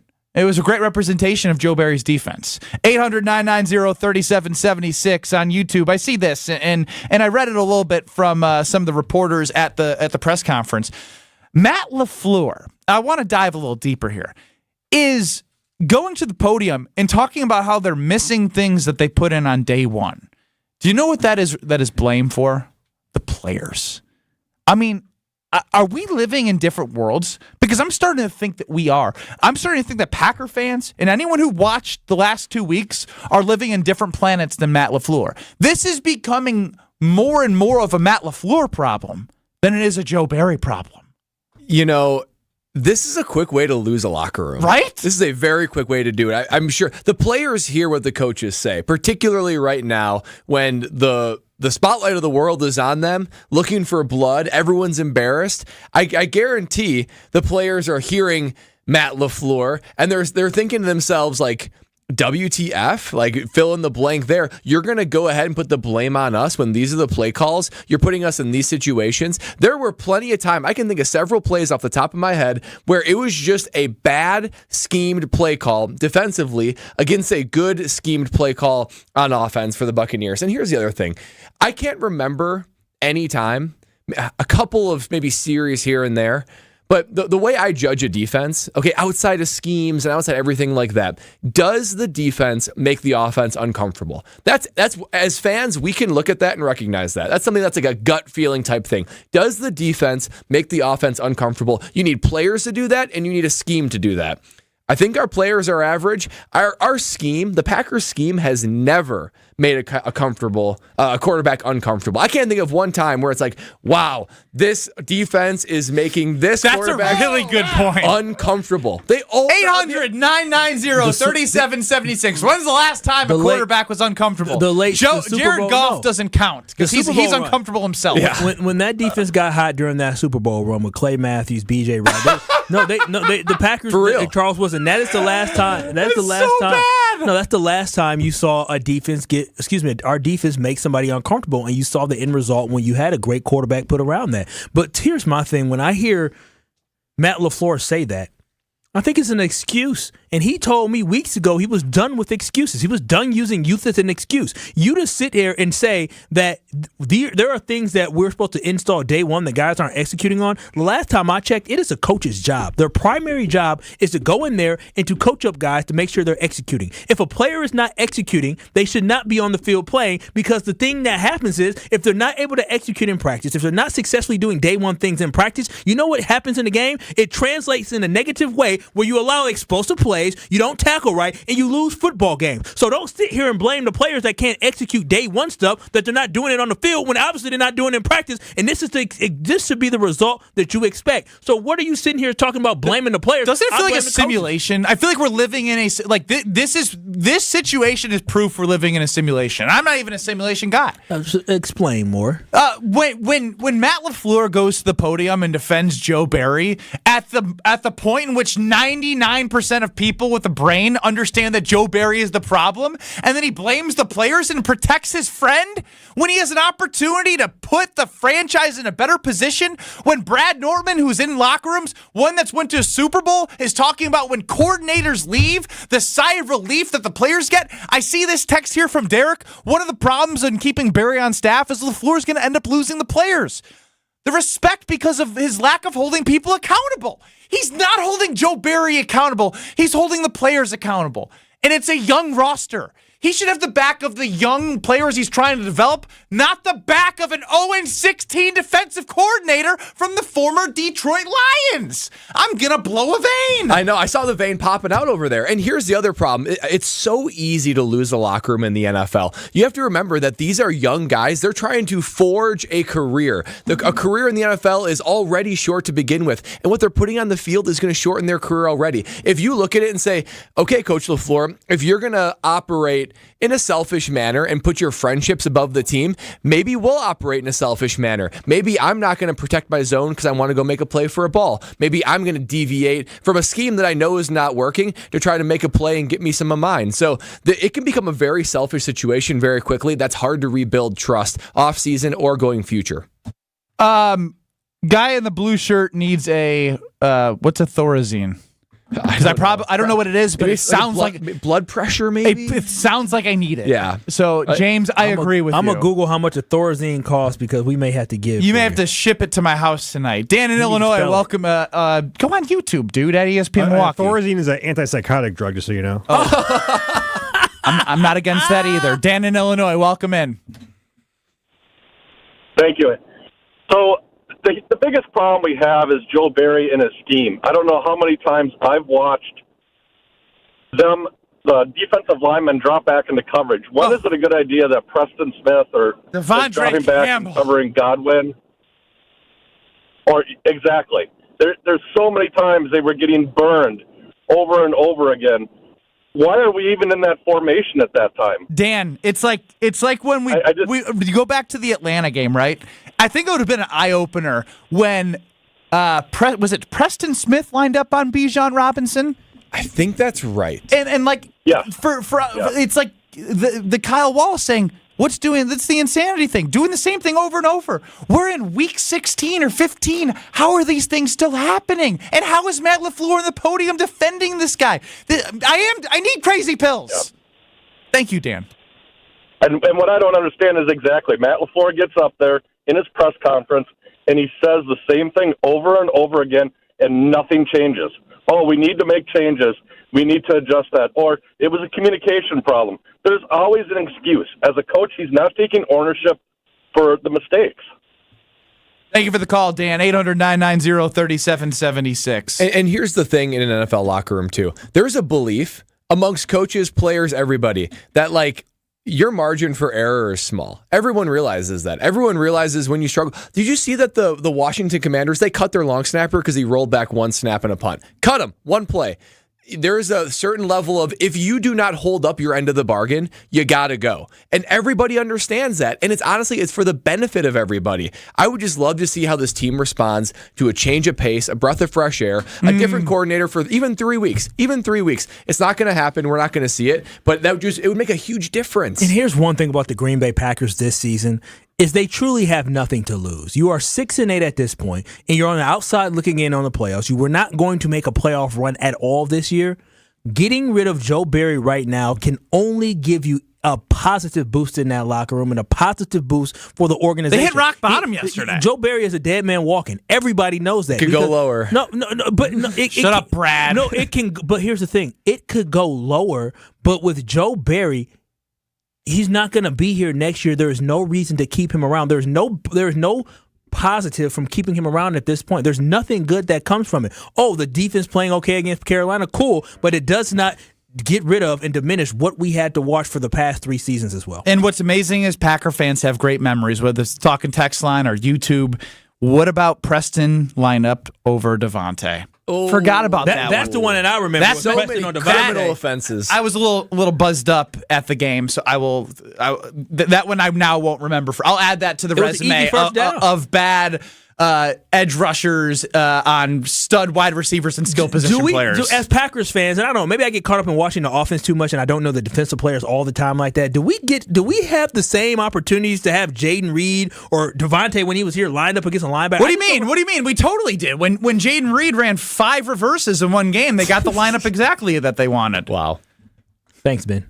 Well, I mean, come on, you were really mad about that. I just wanted to drive home your point that it doesn't feel as if we're taking advantage the same way others are to us. But maybe defensive coordinators around the league aren't stupid enough to put their players in that situation. That could be it too. Brad, tell us about DraftKings because they got a good promo. I would love to because, guys, I don't know about you. I'm in fantasy championships in both of my leagues. No big deal. But it leaves me hungry for more. It really does. Cool. And if you want more, then DraftKings has a solution for you. It's introducing Pick 6. It's a brand new fantasy app. That's right, brand new fantasy app from DraftKings called Pick 6. DraftKings, the leader in daily fantasy sports. New customers get $50 back in Pick 6 credits even if your first pick set loses. A lot of pick sets in that, all that read. But anyway, getting started is simple. You simply select a player in the Pick 6 app.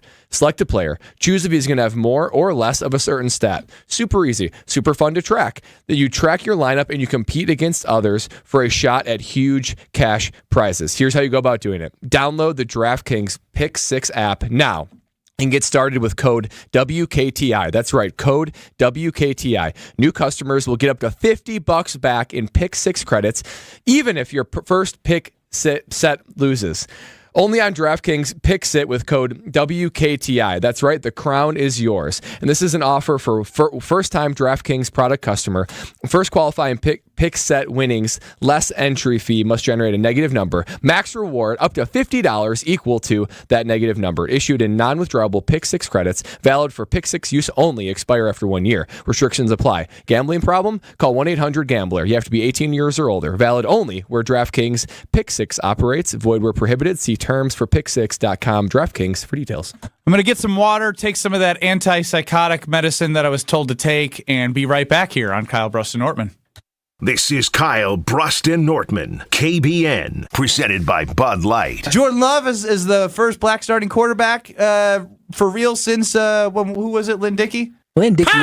Lynn Dickey was no damn black. On ESPN Wisconsin and WisconsinOnDemand.com.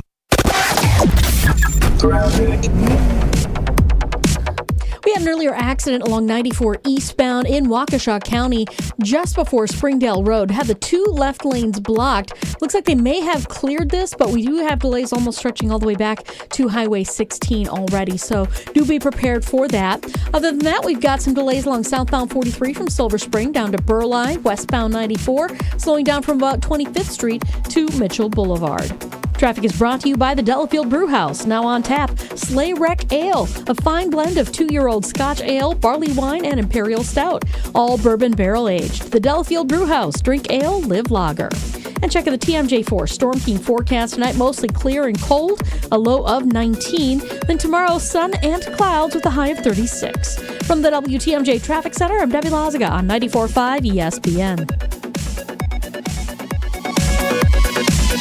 Come to Fiserv Forum to see the resurgent Wisconsin Badgers on December 28th and 29th in the Quick Trip Holiday Face-Off. See how Coach Hastings has rebuilt the Badgers into a national power. Get your tickets now to see the Badgers battle the Air Force Falcons in primetime on day one. The excitement continues with perennial power and 3-time national champion Minnesota Duluth playing the Northeastern Huskies in the other semifinal. Don't miss the college hockey action coming to Milwaukee and see who wins the championship on day 2. Get your seats today at Ticketmaster.com.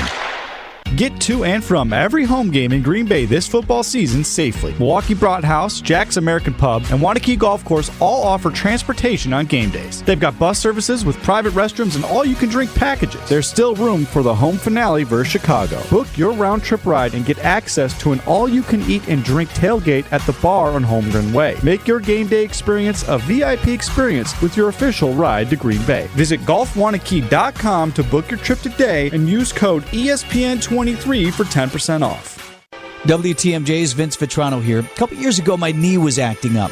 As an athlete, I've played through pain before, but it was getting to the point where I couldn't compete in the sports I loved. I decided to check out Orthopedic Associates of Wisconsin. It's the best decision I've made. I felt no pressure to have surgery. That was important to me. We had choices. I ultimately did choose to have a procedure. I was in and out in just hours and back in action shortly after. I recommend meeting their doctors. Visit orthowisconsin.com today.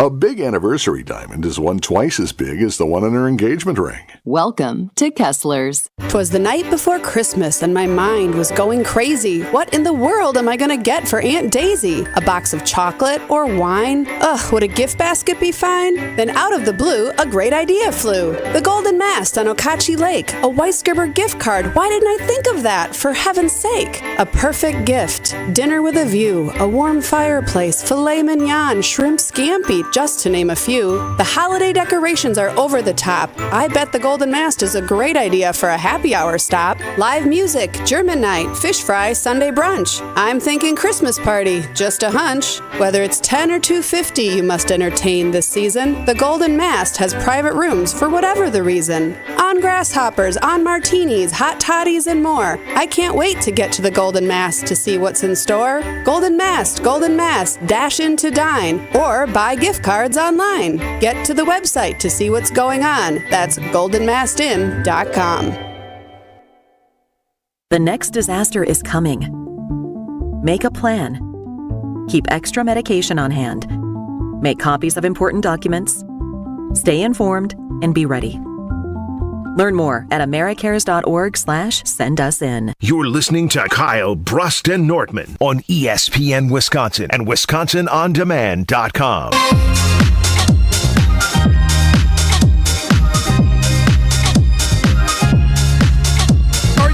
For an early Christmas present that you can give yourself but enjoy all year, look no further than Pella Windows and Doors of Wisconsin. That is right. Santa has been talking about a very special gift for you. You can unwrap it right now, but listen to this. You don't have to pay for it for a year and a half later. That's right. Let Pella replace your leaky windows, your drafty doors. That you've been looking to replace them for so long now. Now is the time. But you don't have to put any money down, make no payments, and no interest for 18 months. That's right. Pella's Elves. They install year-round. They can finish installation in as little as a day. It's painless. It's easy. Hurry, though. This deal, it only goes until December 31st. So this month is flying by. Act now. Get your deal to pay for it for 18 months of being able to use it, not pay for it. Schedule your free consultation today at PellaWI.com. So here's what I want to know next. And Kyle, I think you kind of jumped into a little bit of a emotional reaction, which I like. Oh, okay. You call me emotional. That's factual. Yeah, you can keep it real with me. You know that. No, I'm emotional. I'm emotional. I know my dad used to tell me I'm emotional. We've thought of an idea, by the way. We're going to get nanny cams that are placed in our places we watch the Green Bay Packers. So if it's in my bedroom. You watch the Packers in your bed. Hey, y'all need to make sure y'all mute sometimes now. Don't be trying to sneak in. Well, halftime. You can unplug it. You can do a little halftime quick. Hey, sometimes, I'm just saying, y'all better. Don't be happy on the internet. Jordan Love throws a gorgeous pass, and it's like, baby. Stop it. Come here, baby. Jordan Love gave love. I'm going to show you the love. I'm going to show you some love, baby. 800-990-3776. Now, you know, I'm going to pose this question to Jason Wilde, and I might have done it earlier. Would Jair still be playing if Joe Barry wasn't the defensive coordinator? Because I know you were like, well, damn him and damn Joe Barry, they should both be gone. But just take a step back for a second and think. If that's the case, this goes to Matt LaFleur as well. Because he had the opportunity to make a change, and it's not the first time, not the second time. This would be the third time. And I know you're getting frustrated, Kyle. Yeah, I Think am. about last year when they had to go to Joe Barry and say, hey, let us play a little bit man. Right? Like, we're going in circles. Right? When you're going in circles and things aren't changing and getting better, it's the definition of insanity, like you say. Like, Matt LaFleur has to take accountability for the fact that his players don't want to play for the defensive coordinator because he's that dumb. No. You know what? Because you know what Jair did? When he signed the agreement to re-sign here and sign that contract extension, he was signing to play football for the Green Bay Packers. He wasn't signing up to play football for Matt LaFleur. He wasn't signing up to play football for Joe Barry. He was signing up to put on that number. Or maybe he's smarter than we thought. No, he ain't. No. And he's like, Joe Barry's going to make me look bad, and I guess he was going to get paid either way. To play football. It does not matter who the coach is. Just like for this show. I signed up to work with you all. But at the end of the day, they added somebody, take somebody, whatever it is. I signed up to be part of this team and part of this show. That's where my allegiance should be. Bada boom, bada bang, that's it. And so the fact that you've been throwing that out there is ridiculous. If I hear anybody, and I mean anybody, from that organization say Jair decided that he didn't want to be part of this team because he didn't like Joe Barry, that's going to be the most frustrating thing, and they should fine him for every dollar, every penny, every cent that he got from the Green Bay Packers for negligence. Well, coming up next, we do got to get to Jason Wilde. Yeah. We want Jason. He's in the locker room. He heard the press conference from Matt LaFleur in which he basically blamed the players and not Joe Barry. We hear from Jason Wilde after all of this next. You're listening to Kyle, Brust, and Nortman, KBN. You also knows how chaos weird. Chaos? It's like there's like an os at the end. Yeah, chaos. he really What chaos. Like chaos. It's chaos. It's Chaos. just like it's like chaos. Like Playoffs. Chaos. Is it one syllable or two? Chaos. It's Two syllables. Chaos. Let's try and make it Chaos. one syllable when you say it. How about Chaos. Be like, No. chaos. I'm going to do what I'm doing. Presented by Bud Light on ESPN Wisconsin and WisconsinOnDemand.com. Keep the good times rolling every Sunday with GKB founder and CEO Craig Karmazin on Sunday Karma. Everyone's using Daniel Jones as why Jordan Love's going to get paid all that money. I think it's the opposite. I think it's what you just hit. Right. I think that it's more of like, hey, be careful. Don't just jump into paying someone unless you're sure. Sunday Karma with Craig Karmazin. Is that how you manage? That is not how you manage, but that might be the way that the Green Bay Packers organization goes about their business. It's the way the Green Bay Packers. We know they go about their business like that. Sundays from 10 to noon on ESPN Wisconsin. Change your grocery game plan to locally owned Century Foods, home of the best meat, freshest produce, and tastiest treats. Now through Wednesday, save on 24-pack bottles, Essential Everyday Purified Water, 2 for $7. 20 to 31.6 ounce Selected Varieties Brew Pub Pizza, $5.99. Selected Varieties Prairie Farms Gallon White Milk, $3.99. 64-ounce Selected Varieties Mott's Apple Juice, $2.99. Look at those brats. You do tailgating right. Absolutely. Did you see the spread out there? You've got enough food to feed the entire lot. I'm splurging now and then hoping to win $700 in free groceries. $700? Yeah, it's all part of the 70th anniversary at Century Foods. No kidding. Next week, I'll do the shopping. Maybe I'll score $700 in groceries. All you need is the weekly code. It's on Century's Facebook or Instagram. Oh, I just remembered. I'll be out of town next week. Yeah, right, cheapskate. Ends January 3rd. Come to Kessler's this Christmas. You'll get the lowest prices of a lifetime. And a gift that will last forever. Put a bigger diamond in her engagement ring. Or give her a big pair of diamond stud earrings. The kind that people notice from across the room. Diamond stud earrings always fit perfectly, and they can be worn with anything. But diamond earrings always look best when they are worn with a smile. And with every purchase of at least $298, you'll get a marvelous leather travel case for your jewelry. Just 4 inches square by 2 inches thick, wonderfully padded and full of perfect little compartments. You're going to love it. Kessler's is the largest employee-owned diamond company in the world. Our stores have nearly 9,000 Google reviews.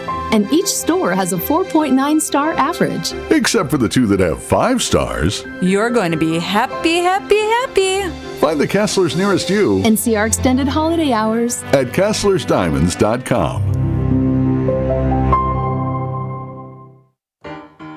Sunday.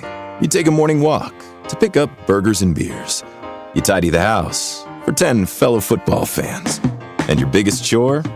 Loading the Bud Light into the fridge. It all pays off because nothing is as easy to enjoy as a Sunday full of football. And beer. Bud Light. Easy to Sunday, easy to enjoy. Bud Light is the official beer sponsor of the NFL. Enjoy responsibly. 21 plus, copyright 2023, Anheuser-Busch. Bud Light Beer, St. Louis, Missouri. For over 4 decades, one name has stood out as a symbol of excellence in automotive sales and service. It's the Boucher Automotive Group, dedicated to providing exceptional experiences to all of our valued customers. We will help you find the perfect vehicle within your budget while respecting your time. With 20 convenient locations, we're the one-stop destination for all your automotive needs. At Boucher, we're your trusted partner on every mile of your journey, riding with you every mile since 1977. Check out our brand new Hyundai dealership, one of the largest in the Midwest. Step inside of our state-of-the-art showroom where you can view our new Hyundai models and some of our finest certified pre-owned. We've also expanded our service center, staffed by our factory-certified technicians. And right next door, we've started construction on our all-new Genesis of Waukesha dealership. But we're not just building walls, we're building careers. So if you're looking for a career with great benefits and opportunity for growth, Boucher is the place for you. At Boucher, we ride with you every mile. This is Kyle, Brust, and Nortman, KBN, presented by Bud Light, the official beer of the NFL, on ESPN Wisconsin and WisconsinOnDemand.com. Tell me now, do you want it? 'Cause these dancing feet don't cry to the rhythm. Event fulfilled Monday. Kyle, Brust, and Nortman across ESPN Wisconsin, presented by the official beer of the NFL, Bud Light. That music means Jason Wilde's joining the program. My voice probably does not echo the energy that is within 1265. Jason's joining us. And Jason, Matt LaFleur committed to Joe Barry to continue to call the plays and be the defensive coordinator. What were your biggest takeaways? That's the plan. Did he watch the film? He did. Yeah, he did. Communication is key, Ben. It's all about communication, and their communication sucked. The problem is, at one point he said, that starts with us, it starts with myself, and goes down to the assistant coaches. Well, if the communication starts with you guys and the communication sucked, then why are you not making a change? And his response was that he's seen them execute it before, and that unfortunately that they chose a very important game in which to.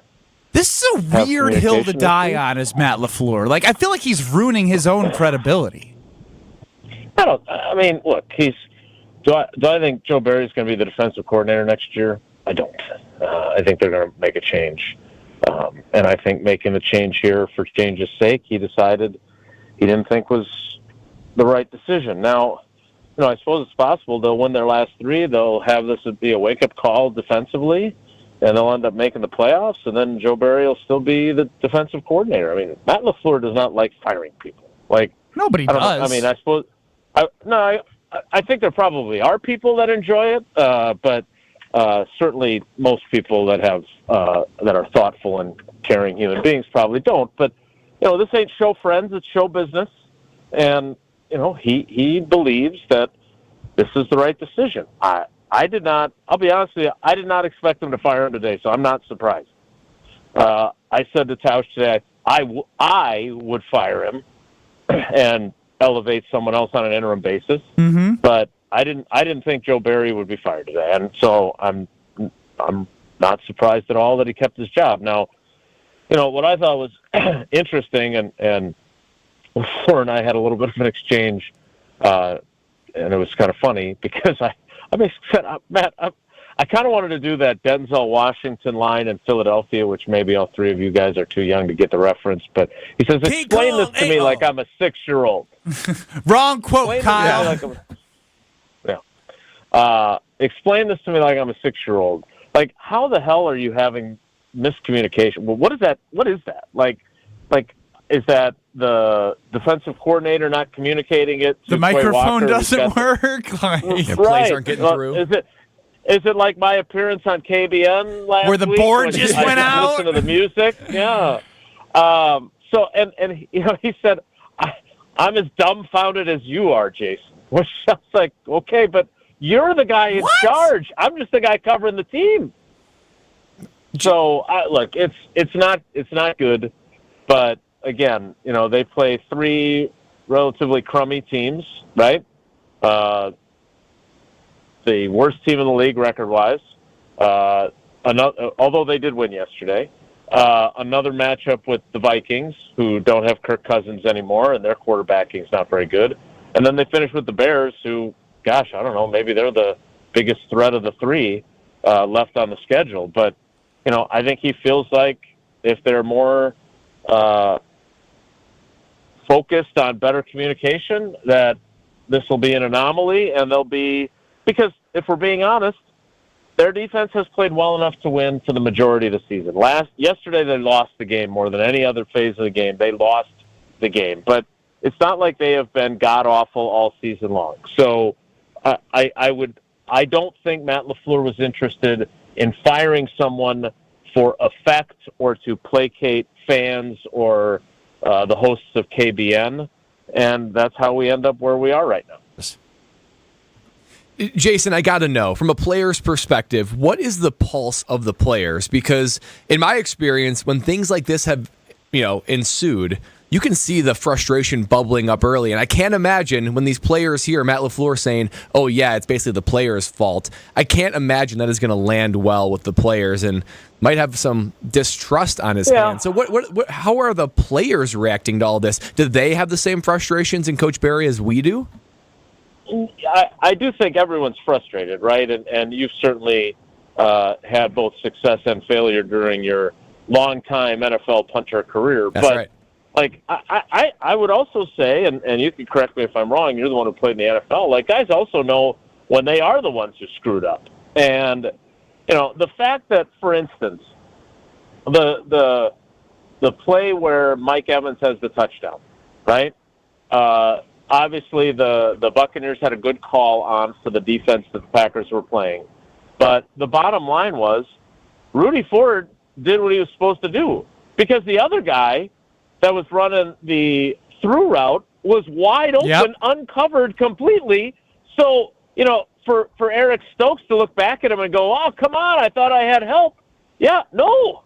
He did what he was supposed to do. You didn't cover Mike Evans well enough. And to be fair to Eric Stokes, he's playing defense for the first time in 13 months, so maybe we should have been expecting him to not be the stickiest in coverage, to use his words. So, I think these guys know that this was like listening to Quay Walker talk, listening to Eric Stokes talk. I do think that these guys are self-aware enough to say, we may not think Joe Barry is the greatest defensive coordinator in the league or a brilliant defensive mind, but we did not play well enough, and we don't necessarily feel like taking all the blame and taking the heat off of him, but they know full well that they deserve a big chunk of the blame. And the fact that here's my thing, and this is why I asked LaFleur what I did, because this was the 14th game of the season. How on earth are you not lining up correctly? How on earth are there communication issues? My blood's starting to boil again. At this point in the year, like, that doesn't make, like, that's on coaching. You should be past this. But that's on coaching. Yes. And so for him to blame, and this is the issue that I have, Jason, is that to me, I don't know if it's 100% on coaching. But a lot of it comes down, if a guy doesn't know what they're supposed to do, they're not supposed to be out there. Point blank, period. Eric Stokes hasn't played in a while. If he isn't up to where he needs to be, or somebody on that field can put him in the right position to let him know what he needs to do, that's failure on the coaching staff. But my thing is this, Jason, is that if we know Joe Barry is gone already, like, what is the point of keeping him around? What is the benefit of keeping we don't Joe know Barry? that. So you don't think know that. So you don't think so when I listen to a press conference and him talk about us being out coached and out schemed, not being able to make adjustments, too many explosive plays, 1 3 and out. All these are things throwing your defensive coordinator under, not even throwing under the bus, but just acknowledging what happened. At what point are you going to make the change? We can't go into next season him saying the exact same thing after bad losses like that, because at that point Matt LaFleur going to be on the hot seat.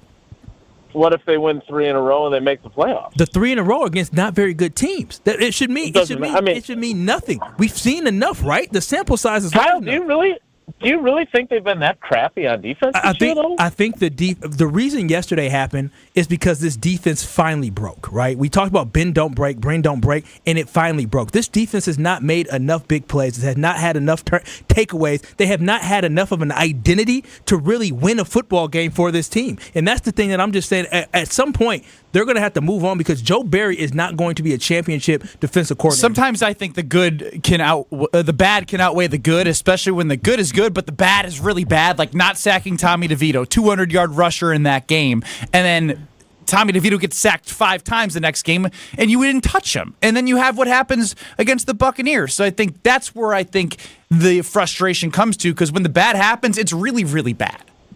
Yeah, they sacked Baker Mayfield 5 times yesterday. Yep, and then they put him in third and long situations, and then through the middle, a couple first downs. The Yeah, I mean, look, this is not emotional for me. It's different for me, right? And so it's not, I don't get emotional about it. I would say this. The thing that they had been pretty good at for most of the year was not giving up explosive plays. And they gave up a ridiculous number of them yesterday. And the 52-yard touchdown they gave up, that was the back-breaking touchdown, was a horrible play on all levels. And that blame goes to Joe Barry and Matt LaFleur and the guys on the field who couldn't tackle.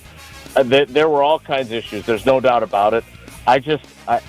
Look, again, I'm not the one who's keeping him. I would have moved on, but they're clearly not, and I don't think you should necessarily plan on next year there being a different defensive coordinator. I don't think we can say that for certain as I'm played off the stage. Really quick, Jason, do you think Jair would be playing if Barry wasn't the defensive coordinator? No. I think he's not willing to play right now with his shoulder not 100%. All right. And he's done it before and it didn't go well. Fair enough. We'll be back in 2 minutes. Thanks for the time, Jason, for being flexible. Rutledge and Hamilton up next in Madison. We're with you till 5 o'clock on ESPN Milwaukee. See you in 2 minutes. With me, oh yeah, sell out with me tonight. Eastbound 94, just east of Barker Road. Looks like we've got an accident off on the right shoulder, and it's causing a bit of a backup. 13 minutes from Highway 16 to the zoo. We've also got an accident westbound 94, right about at 35th Street on the right shoulder. Other than that, southbound on 43, backing up from before Hampton Avenue all the way down to about Burleigh. Traffic is brought to you by James Imaging Systems, your local document imaging partner. Visit jamesimaging.com. And check the TMJ4 Storm Team forecast. Tonight, mostly clear and cold, a low of 19. Tomorrow, sun and cloud mixed, a high of 36. Weather is brought to you by National Liquor Mart at 16th and National in Milwaukee. Packed with the best beer, liquor, seltzer, and spirit deals in town. Open 9 a.m. to 9 p.m. daily, where your satisfaction is their plan of action. From the WTMJ Traffic Center, I'm Debbie Lazaga on 94.5 ESPN. Before the ball drops, we're dropping the prices. Going on now, it's Ewald Automotive's year-end sale. We're blowing out our inventory before year-end with low financing and thousands in discounts. Shop over 1,000 vehicles across 10 brands, all backed by our promise to get you the lowest price, guaranteed. So if you're shopping for a new vehicle, make sure you see Ewald before you make a $2,000 or $3,000 mistake. Go to ewaldauto.com. You love her twice as much today as the day you married her, right? Welcome to Kessler's. Truth, reason, and tolerance shaped our U.S. Constitution, but those building blocks of democracy are under attack. Big tech social media splits us apart, hurts our children, and causes violence and terror in our communities. Be a part of the change. Go to counterhate.com to learn more. Tune in to KBN every day at 2 o'clock. 94.5 ESPN is WKTI and WKTI HD, Milwaukee. A locally owned Good Karma brand station. Broadcasting live from the Gruber Law Office's One Call That's All studio at the Avenue in downtown Milwaukee. This is Kyle, Brust, and Nortman, KBN. Presented by Bud Light on ESPN Wisconsin and WisconsinOnDemand.com. It's the 414 hour at 4 on KBN. Still, digesting what Jason Wilde brought to the table here on Kyle, Brust, and Nortman. If you missed any of the first 2 hours of the show, you can catch it on YouTube at ESPN Madison, at ESPN Milwaukee, or wherever you get your podcasts, or just go to WisconsinOnDemand.com. All Jason did was make me even more mad. I agree. That's all he did. He tried to rationalize. There's one thing last week after, You don't need to rationalize now because the rationalization is in the past. Am I sure? Am I sure that Matt LaFleur is going to fire him? I'm not sure, but from what I've seen and what I've heard, he should. And has the defense been that bad? Yes. The defense has been that bad. You know how I know? We asked KBN Nation last week if they would rather make the playoffs and keep Joe Barry next year or not make the playoffs and fire Joe Barry. And KBN Nation overwhelmingly went against me and Brad and said, forget the playoffs, get this guy out of here. You could have said went with Ben. No, yeah. And so, no credit here. I mean, listen, we may not be experts.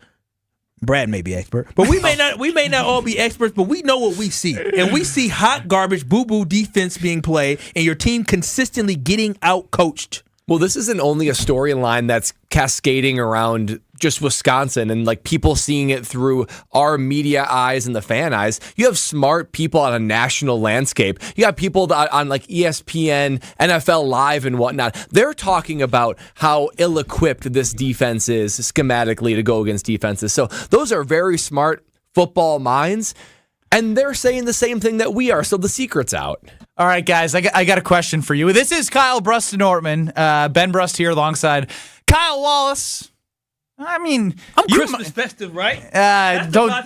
You are green and red it's today. It's too mint green. I don't like his mint green pants. They don't make me feel like Christmas. It doesn't at all. I don't have. It feels Christmas like almost pants. pastel-y Easter. So Brad Nortman here, 6-time 6-year NFL punter.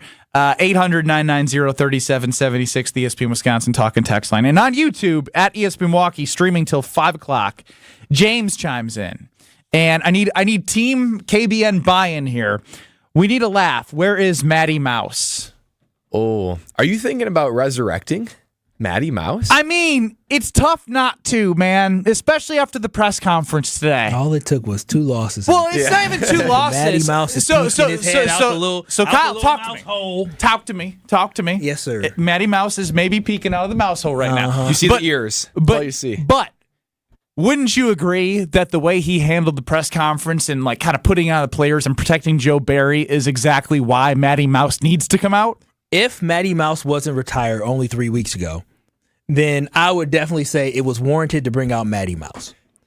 That's what I would say. I mean, it's your choice. Do you believe that Joe Barry should be the defensive coordinator? Come on now, stop playing with me. I'm asking. What do you mean? Why is that even a question written Just down? say yes or no. Obviously, no.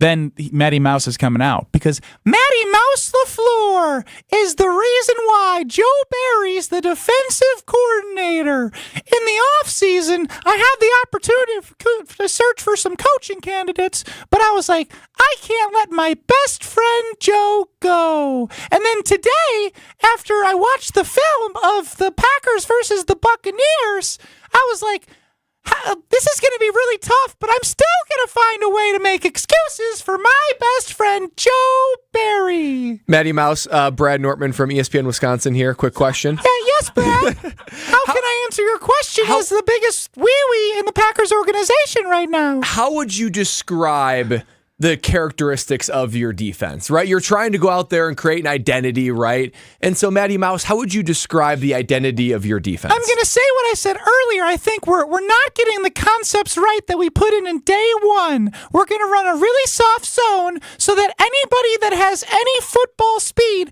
can run right through us. And we're just going to love it. Woohoo! Any questions for... I have no questions. No questions from Kyle? I'm still trying to figure. I wish we had more time with Jason because I'm trying to figure out what has anybody that wants to defend Joe Barry and thinks that maybe Matt is going to keep him. What has Joe Barry done to keep his job? That's a good question. That's a really good question. That's a good question. You know what, Kyle? I think you should go into the press conferences. You should zoom in.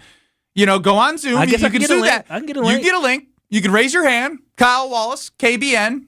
Not associated with Ben Brust. I won't say KBN. Don't worry about the P part of KBN. Kyle Wallace, ESPN Wisconsin. I would like to ask you a question, and then you can ask your question. How do you think it would be answered? I have an answer. Okay, I would like to hear your answer. I think it's what he'd say because it's what we're 11th in points scored going into last week. I don't know what the Packers are now, but the Packers defense is 11th in scoring defense. Let's say they're 14th now. I don't know what they are. What would you say to that? I would say, what about run defense and what about pass defense? 31st, your 21st in yards. It's about points scored, though. But that's what it comes down to. Points scored, but at a certain point, you're going to break. And that's what the problem is, that you're going to break. And if your team can't solve this issue this year, my concern is that he's never going to be able to solve the issue. And something that Ben was trying to say last week is that going into next season, if you keep Joe Barry, you still have some of the same pestering issues that are going to be around, and they're going to hurt you when it really matters. And so the last thing that you want to do is go into next year and still have a 28th ranked rushing defense and have an 18th ranked passing defense. But then we get into the playoffs. Oh, you're only 13th in scoring, but then we get into playoffs. We get boat raced by the Cowboys, or boat raced by the Eagles, or boat raced by the 49ers, or boat raced by the Lions, because all them stats, it means nothing if you don't have playmakers or guys aren't put in a position to succeed. And guess what? moving forward, there's going to be better teams, better quarterbacks you're going to face in the playoffs. So you got to get rid of them now. Well, the real Dick Van Dyke chimes in, and he says, Kyle, Ben, Brad, last week I turned the game off and went to bed. Yesterday I turned the game off and allowed my children to watch cartoons on my 85-inch TV. Sick flex, Dick. I like that. Oh, pause. Cool. Barry is playing off coverage. The defense isn't doing anything. Think about this, and we haven't brought this up. We haven't gotten into the nitty gritty of like the numbers because you don't need to, because you can remember how bad it hurt just by thinking about the game yesterday. You could think of any moment. If I said, Kyle, tell me one moment that made you mad yesterday that the defense did. A lot. Come on, man. Brad, one moment. I got 5 in my head right now. I'll tell you right now. Chris Godwin, little screen, breaks tackles, goes up 30 yards. The moment you guys are missing the worst one. No, the moment that I legitimately threw my hands David up. Moore. Yeah, I'm going to say, David Moore, all the missed tackles. I said, are you kidding me? And it got to the point where I think one of the plays, I think it was Rudy Ford who tried to chase him, and he tried to punch it out late, right? Yeah. I was Rashad White screen pass. I was hoping. Chris Godwin, Mike Evans in the back end safety. You name it. Rashad White had that little slant Baker play. Mayfield across the middle to Chris Godwin on 3rd and 12 after a sack on 2nd down, thinking you could get off the field. Did you see? Every single time, because he ends Dick Van Dyke saying 5 sacks, yet 450 yards. It's near impossible. The Packers defense was trying to do Chicago Bears-like things. I mean, it's well put. I mean, and for the record, I think Joe Barry should be fired too. I was just trying to be the what I hear is okay, they're bend but not break. They're only allowing 20 points a game. Your offense should be able to score more than that. I totally get that. But think about all the times they have held teams to 20 or less points. How many fluky plays does this Packers team get in their way? You got the fumble from Barkley, all the drops from the Chargers games. This team has lucked their way defensively into so many different games. It's unbelievable. So I feel like that scoring stat a little bit manipulated. This should be enough to get them fired. Last week, you saw Tommy DeVito run up and down the field and find a way to beat you. But this sentence right here from Buccaneers.com should get you fired. On a historic field in Wisconsin, Baker Mayfield shatters records with a sensational performance against the Packers in Week 15. He earned a perfect. Baker Mayfield and perfect should never go in the same sentence. Him as an NFL quarterback on Sunday, completing 22 of 28 passes for 381 yards, 4 touchdowns, and no interceptions. Baker Mayfield should never be the reason why the Green Bay Packers lose a game, in an important game where really it has playoff implications at home. Baker Mayfield should never be the reason why you lose like that. And yesterday he was the reason, but really the real reason was Joe Barry. And that, to me, is a fireable offense when an average journeyman quarterback has a historic record-breaking day. He was a number 1 overall pick. No, just because, listen, Jamarcus Russell was the number 1 overall pick. I'm just trying to rile him up a little more. But that should never happen when a guy like that has proven he's nothing but an average NFL quarterback. Joe Barry should be ashamed of himself and should not want to walk into that building and talk anything to anybody. See, but I think you need to channel this at Matt LaFleur. I really do. Well, I don't know how Matt LaFleur sees that yesterday. And literally, listen, they're all human. And so when you're playing Baker Mayfield, you say, okay, well, he's decent, but I'm glad we're not playing in the league. Chris, can you put it on Twitter, please? Who are you more upset with, Matt LaFleur or Joe Barry? Think about I want you guys to answer that next. I will answer that right after this, though. Think about all the legendary quarterbacks that have played on Lambeau Field. It is a historic field. It's legendary. It's the most known field in pro football. And it's not Tom Brady. It's not Peyton Manning. It's not Patrick Drew Brees. Mahomes. It's not They Troy literally Aikman. paid Patrick Mahomes. Yeah. I know it wasn't at home, but you get my point. It's all these all-time great quarterbacks. None of them got the perfect quarterback rating. Baker Mayfield did under the purview of this staff. It's embarrassing. That's embarrassing. That is absolutely embarrassing. Because if Peyton Manning shreds you like that in 2004, okay, what are you going to do? But this is Baker Mayfield. Come on now. And David Moore. David Moore. I'm going to forget David Moore's name tomorrow. I'm not sure you'll ever be able to forget it now. You're right. Actually, I can't even remember. 3rd and 4, and that pass is caught by Moore. First down and more. David Moore exploding to the end zone. Touchdown, Tampa Bay. A 52-yard strike. Did anyone hear Tyreek Hill's name? Did anyone hear DK Metcalf? Did anyone hear Raheem Mostert? Did anyone hear any of the fastest players in the NFL? David freaking Moore. Thank you to whoever on YouTube sent this, because 3 receptions, 4 targets, 70-something yards on the year.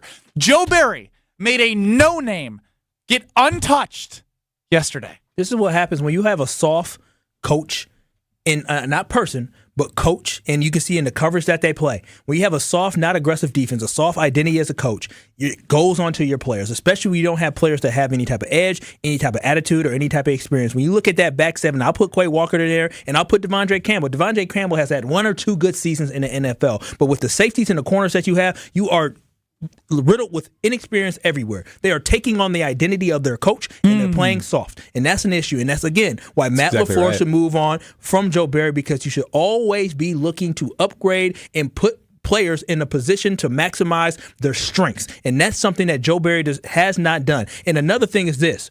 When you fail at scheme and you also can't player develop, you are not useful to our team. And that's why Joe Barry is useless to the Green Bay Packers. 800-990-3776. Ryan chimes in. Seeing Matt doesn't wear the pants, can his wife fire Joe Barry? Wow. All options on the table. Cameron chimes in. I'm mad at Barry, disappointed in Matt LaFleur. See, I don't think I'm even mad at Barry at this point, because, again, after the game, I put out a video and I was like, we knew this. Like, it's hard to be mad at something that you already know is going to happen to you. That's why I'm mad at LaFleur and upset with LaFleur, because that he did not look at other options last year. We're feeling the pain of watching David Moore go for 50 yards. 800-990-3776 on YouTube at ESPN Milwaukee, on Twitter at KBN ESPN. Who are you more upset with, Joe Barry or Matt LaFleur? First, Brad, tell them about your friends. That's right. My friends at DraftKings. I don't know if you guys are like me, but I'm getting bummed that the fantasy football season is nearing an end. I'm in the championship games, no big deal. Cool. But I'm hungry for it to keep going. And DraftKings has a solution for you, because if you're looking for more fantasy action, boom, you have been able to find a new app called Pick 6. That's right. It's a brand new fantasy app from DraftKings, who's already the leader in daily fantasy sports. New customers for Pick 6 can get up to $50 back in Pick 6 credits, even if your first pick set loses. That's right. Getting simple is so easy. All you have to do is download the app, select a player, choose whether they're going to have more or less than a certain stat, and then track your lineup and compete against others for a shot at huge, and I mean huge, cash prizes. All you need to do is go to download DraftKings Pick 6 app now and get started with the code WKTI. That's right, code WKTI. New customers can get up to $50 back in Pick 6 credits if your first pick set loses. This is only on DraftKings Pick 6 with code WKTI. DraftKings, the crown is yours. One offer per first-time DraftKings product customer. First qualifying pick set winnings, less entry fees, must generate a negative number. Max reward up to $50 equal to the amount of the negative number. Issued with non-withdrawable Pick 6 credits. Valid for Pick 6 use only. Expires after 1 year. Restrictions apply. Gambling problem? Call 1-800-GAMBLER. 18 years or older. Valid where DraftKings Pick 6 operates. Void where prohibited. See terms and details at pick6.draftkings.com. Ooh-wee. Brian Bulaga will be joining us in about 30 minutes. Former Packers tackle. He had tweeted, awful. Just awful. Also, who you upset with, LaFleur or Barry? Next. This is Kyle, Brust, and Nortman, presented by Bud Light. Hey, I heard you got into an A off with one of our teammates. Hey. When you don't know what to say, you just go, hey. Right. I mean, A is universal. It's fair. Like, it means, hey, how you doing? It means, all right, see you later. Hey. It means, what's up? Hey. Yeah. Or like, good point. Hey. On ESPN Wisconsin and WisconsinOnDemand.com. A string of accidents now on 94 eastbound, east of Barker Road on the right. We've got another one on the westbound side at about 35th Street on the right shoulder. Northbound 43 at North Avenue on the right shoulder. Another accident there, and one more on 894 southbound at Beloit Road. This one is blocking the right lane, so we've got delays all the way back to National Avenue right now. Traffic is brought to you by the Bartolotta Restaurants, providing memorable experiences for nearly 30 years. Get the perfect holiday gift this season, a Bartolotta's gift card. Purchase yours at bartolottas.com. And check out the TMJ4 Storm Team forecast. Tonight, mainly clear with the low of 18. Tomorrow, partly cloudy, a high of 44. From the WTMJ Traffic Center, I'm Debbie Lazaga on 94.5 ESPN.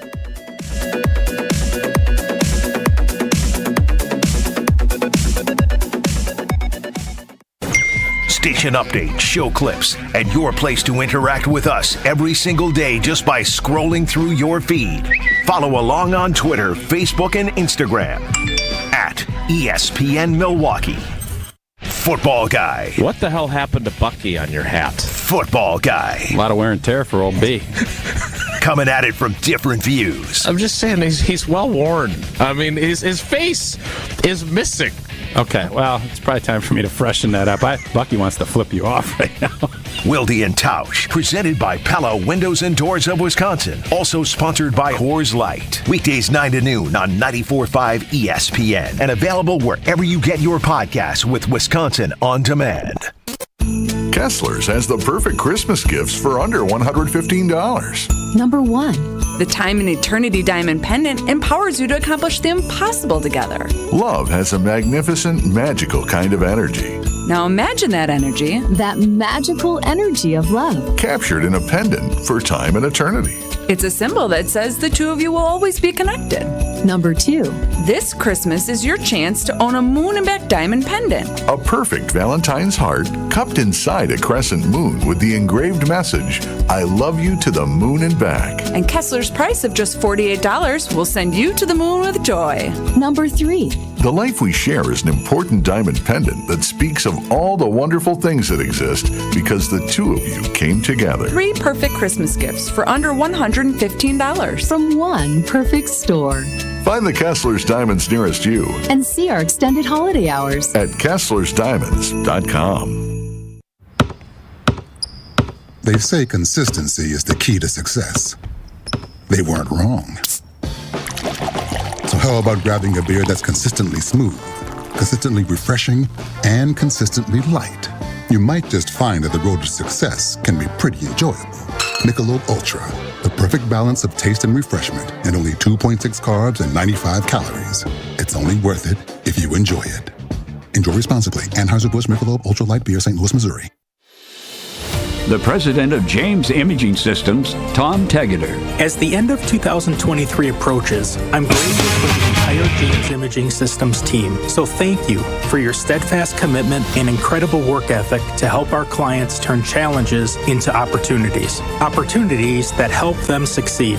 I also extend my gratitude to our clients for the trust and confidence you've placed in James Imaging Systems as your local business technology partner. It's an honor to play a small part in helping you grow and plan for a better, more rewarding 2024. Finally, as we spend time with others during this holiday season, I believe that if we display the positive energy of gratitude, we'll provide our community with a foundation of grace on which to build a brighter and successful future. Merry Christmas, Happy New Year, and God bless America. James Imaging Systems, your local business technology partner. This is Kyle, Brust, and Nortman, KBN, on ESPN Wisconsin and WisconsinOnDemand.com.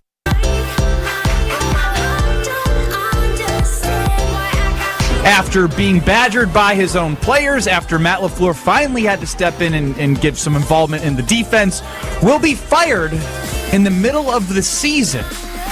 I tried my best. That was before the season on Wilde and Tausch from 9 to noon. Saying in the bold-a-thon, when everyone gave their bold predictions for the season, that Joe Barry would be let go in the middle of the season. Now, I'm not right, and I may not be right unless Bryce Young magically becomes C.J. Stroud for the Carolina Panthers this week. But again, it just speaks to the fact that, like, everything I said right there feels like I'm living in it again. You know what I mean? Yeah, I do. I mean, it's pretty weird to honestly hear Play that. It again, Chris, if you don't mind. After being badgered by his own players, after Matt LaFleur finally had to step in and give some involvement in the defense, will be fired in the middle of the season. even the detail of badgered by his own players. Think about that. And Matt LaFleur has to give in. Because both are sort of happening, right? I feel like I'm feeling some resistance. There's so much tension between the players and the coaches. For sure. Especially on the defensive side of the ball. Oh, yeah. Mainly defense. I feel offensive is very different because you have less veterans on offense. Defensively, you have more veterans that kind of, they've been around the block a little bit. They've had other defensive coordinators. They feel like they know a little bit more about the league, and that's where that pushback is coming. And, though I and Jair are not on good terms right now, but Jair... Did he wipe you from his Instagram like he did the Packers? Yeah, he probably did.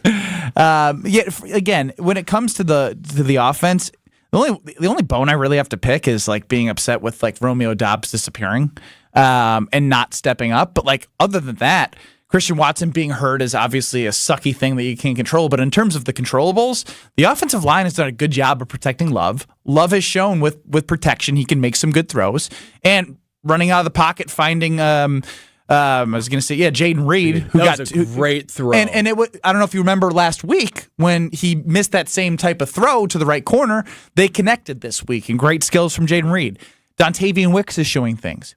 Tucker Kraft. Yeah. How about a guy that nobody expected Tucker Kraft to be this involved? Now, obviously forced with the Luke Musgrave, injuries. So again, when talking about the offense, I like the positivity coming from you about. But it's the truth. Like we talk about, like where the disconnect is right now. It's the tension between Joe Barry, Matt LaFleur, and that defensive team, and it's been something that's not just present this year. It was present last year. And when there's a problem that's not being addressed, it just gets worse until it bubbles up and the team breaks. It's a shame, really, too, because the offense, think about it, where they started earlier in the season, the progression and the improvement they've made, we haven't even been able to really appreciate it because the defense has been stealing the storyline, stealing the headlines and the issues, to where the offense is progressing, the defense is regressing. And it takes away from the coaching job that Matt LaFleur has done with the offense, because this still remains the youngest wide receiver core and playmaker since the 0-16 Browns. That Joe Barry was the defensive coordinator of.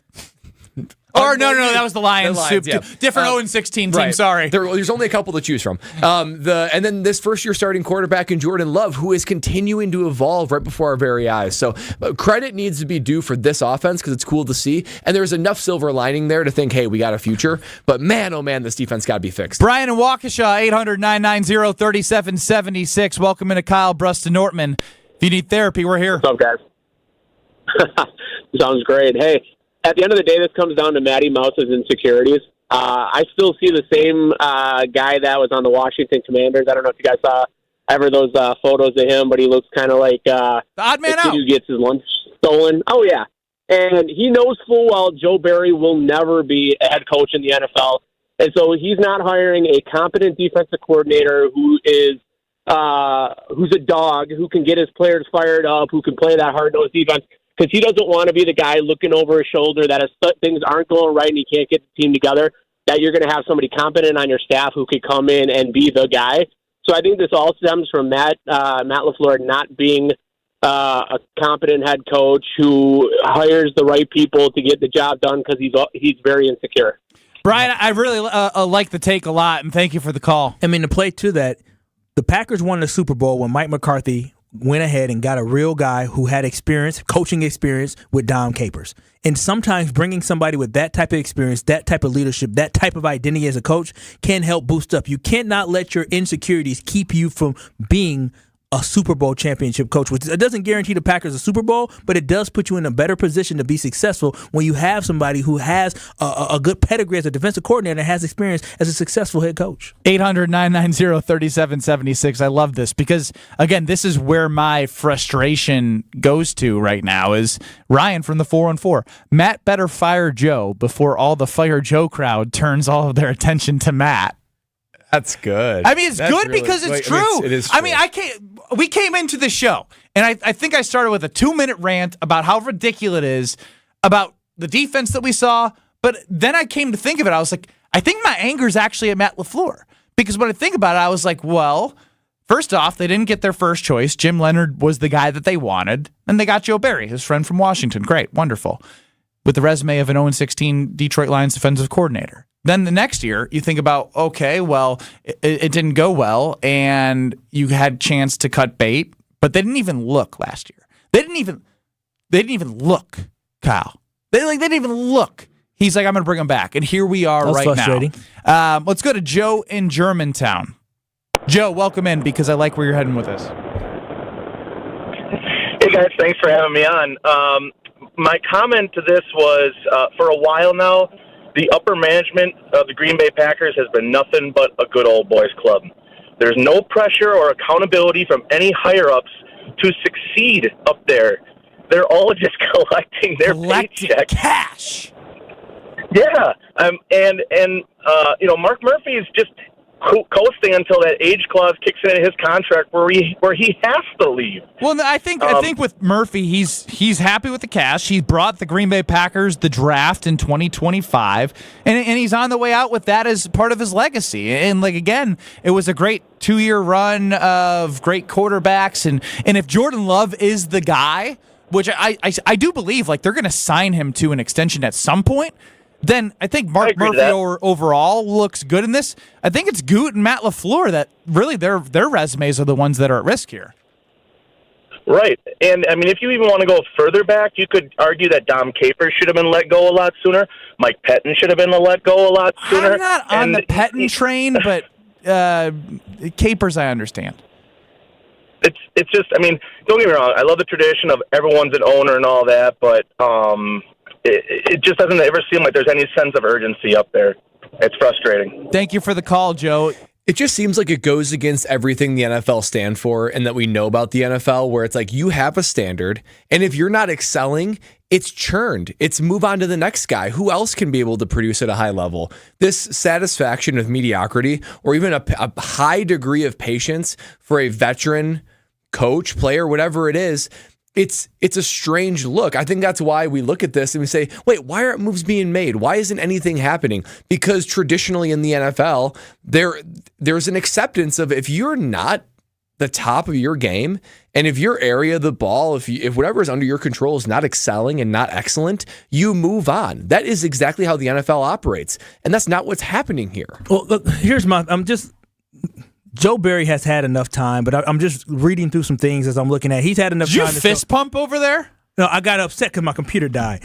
So I had Kyle's very reactive when certain things happen. I never know if it's good or bad. I would have thought something terribly went wrong and be like, oh man, someone just emailed me. I know, no. My computer just died, but I was trying to figure out, with Joe Barry, he's had enough time to display who he is, right? He's already displayed that, and that's why you should be moving on. But something that I did just read is that in that press conference is that when Matt LaFleur was asked if he'd take a greater role in the Packers defense underperforming, he said absolutely. I don't know what that looks like or what that means from an offensive mindset, but the only issue I do have with this is that Matt LaFleur is responsible for the team, not just the offense. Mm-hmm. Yes, he's the head coach and he runs and calls the plays, but anything that happens on that defense falls under him as well. So he needs to take accountability for that as well. So you can't just sit there, and especially Joe Barry. There's one thing if you are an accomplished defensive coordinator like Dom Capers, who has proven you can be successful. Hey, here's the keys to the defense. You do your thing. I'm a head coach. We'll talk, but I trust you. And I've proven it can work. Joe Barry has not proven it can work. He did not deserve to get the keys, and he needed to have his hand held. And obviously, Matt LaFleur, based off his answer, has not been holding his hand and holding Joe Barry accountable week in and week out. And this is what happens when you don't hold people accountable. They sit here and they fail the team, and they obviously fail the organization. It's been a really fun 2.5 hours watching the evolution of Kyle Wallace. Because if you had to vote on this poll right now,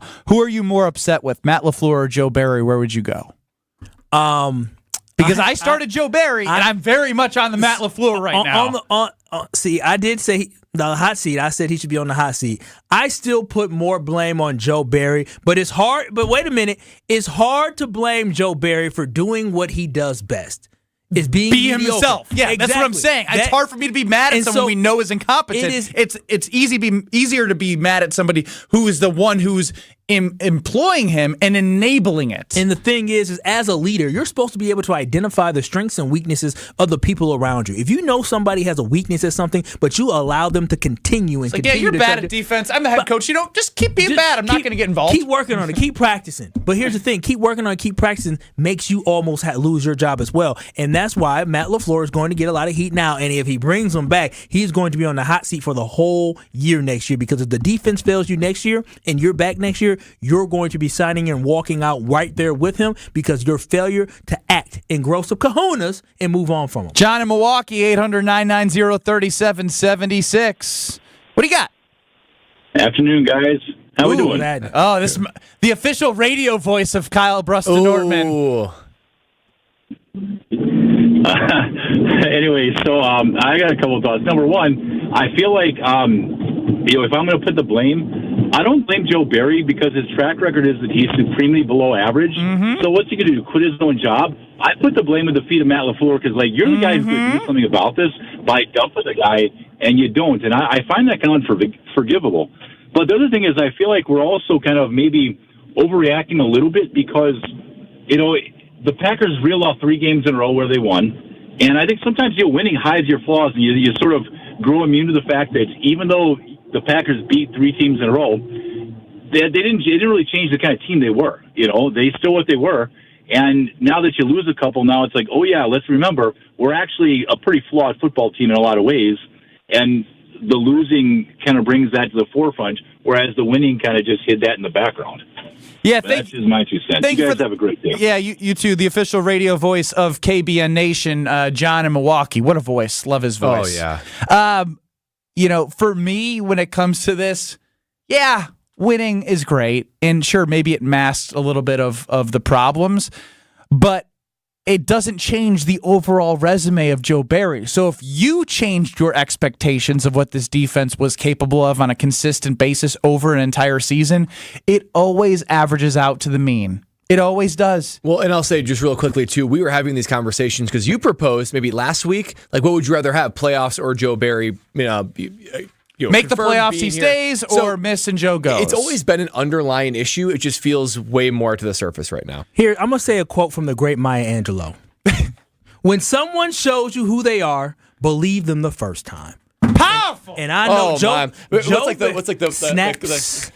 The poem clap? Because in Sister Maya, I'm going to apply this to Joe Barry. Joe Barry has showed us who he is. And we need to believe him the first time when he said, listen, I was the D coordinator of the 0-16 Lions. I'm not very good. I'm the defensive coordinator of the Green Bay Packers to try to mask our garbageness, be around behind us having only number 14 it was in points scored against per game. It only is going to go up. He tries to mask you with that. But again, even if it goes down the last 3 games, remember, we have to remember this feeling, this moment. No, Screenshot. You just need to remember the quote. Just that's all you got to do. Say it again. I don't want to read. When someone shows you who they are, believe them the first time. And what I have shown you is what Forward Healthy Lifestyles can do for your New Year's resolutions, because you're going to get thrown into a lot of situations where you might dig in a little bit deeper into the food, drink a little bit more, and that's okay, because you can work on your 2024 goals with them while living your life. Testosterone optimization. They have weight loss programs with them, semaglutide. And for healthier 2024, beat the New Year's resolution peoples. I'm telling you. You can start now by going to forwardhealthylifestyles.com. Book that free confidential consultation with Lindsay's team. I've been working with them from the beginning, and it's changed my life. It's changed my energy. It's changed my attitude. So go to forwardhealthylifestyles.com and check out what they can do for you before 2024 and after. 800-990-3776. Who are you more upset with, Matt LaFleur or Joe Barry? We'll hit that poll. We'll get closer to talking to Brian Bulaga, who just described this game is just awful, and I couldn't agree more. We'll get to Brian Bulaga and all of you for the last half of the show next. We do still have a few accidents up on the board. One on southbound 894, right past Beloit Road. The right lane is blocked right now, so it's pretty much solid all the way back to the Zoo interchange. Northbound 43 at North Avenue, off on the right shoulder, an accident there. Then we've also got one on eastbound 94, just east of Barker Road, off on the right shoulder. Traffic is brought to you by the Delafield Brew House, now on tap, Sleigh Wreck Ale, a fine blend of 2-year-old Scotch ale, barley wine, and Imperial Stout, all bourbon barrel aged. The Delafield Brew House, drink ale, live lager. And checking the TMJ4 Storm Team forecast. Tonight, mainly clear, a low of 18. Tomorrow, partly cloudy with a high of 44. From the WTMJ Traffic Center, I'm Debbie Lazaga on 94.5 ESPN.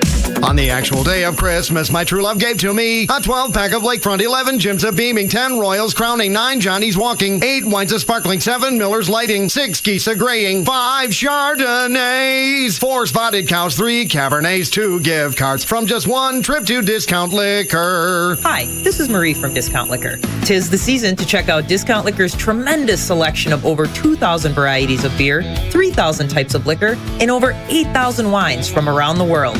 And yes, we do carry 8 varieties of ready-to-drink eggnog.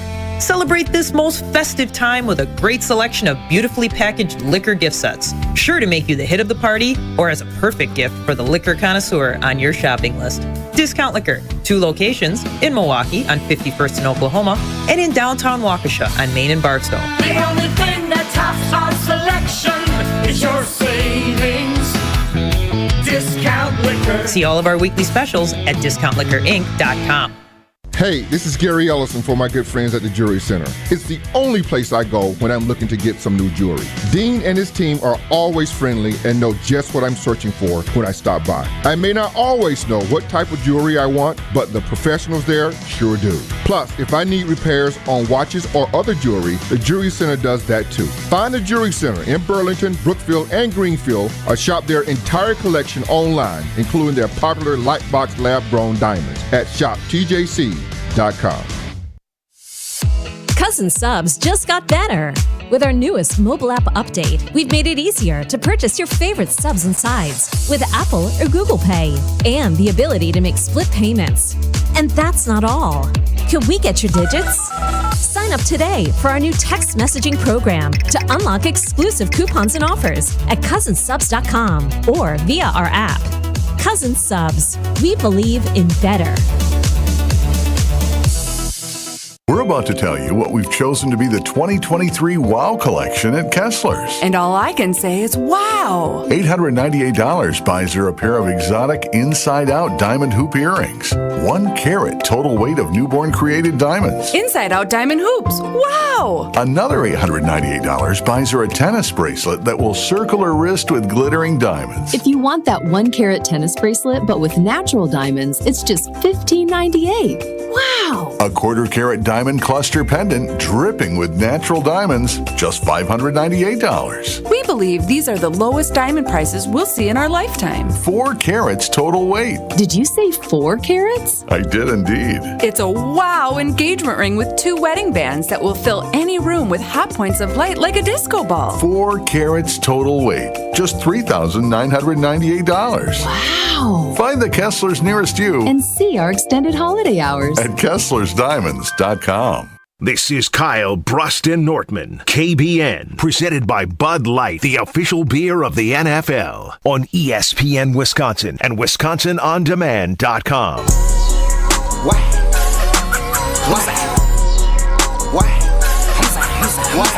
We need more dogs. In the imaging for, when I say imaging, I'm radio dork. When we do the dog of the game on the Green Bay Game Day post-game show with Homer, Gabe, and Tausch, PJ Tucker's in there talking about, we got dogs, man. PJ was a dog. Now, Joe Barry may be a part of the problem.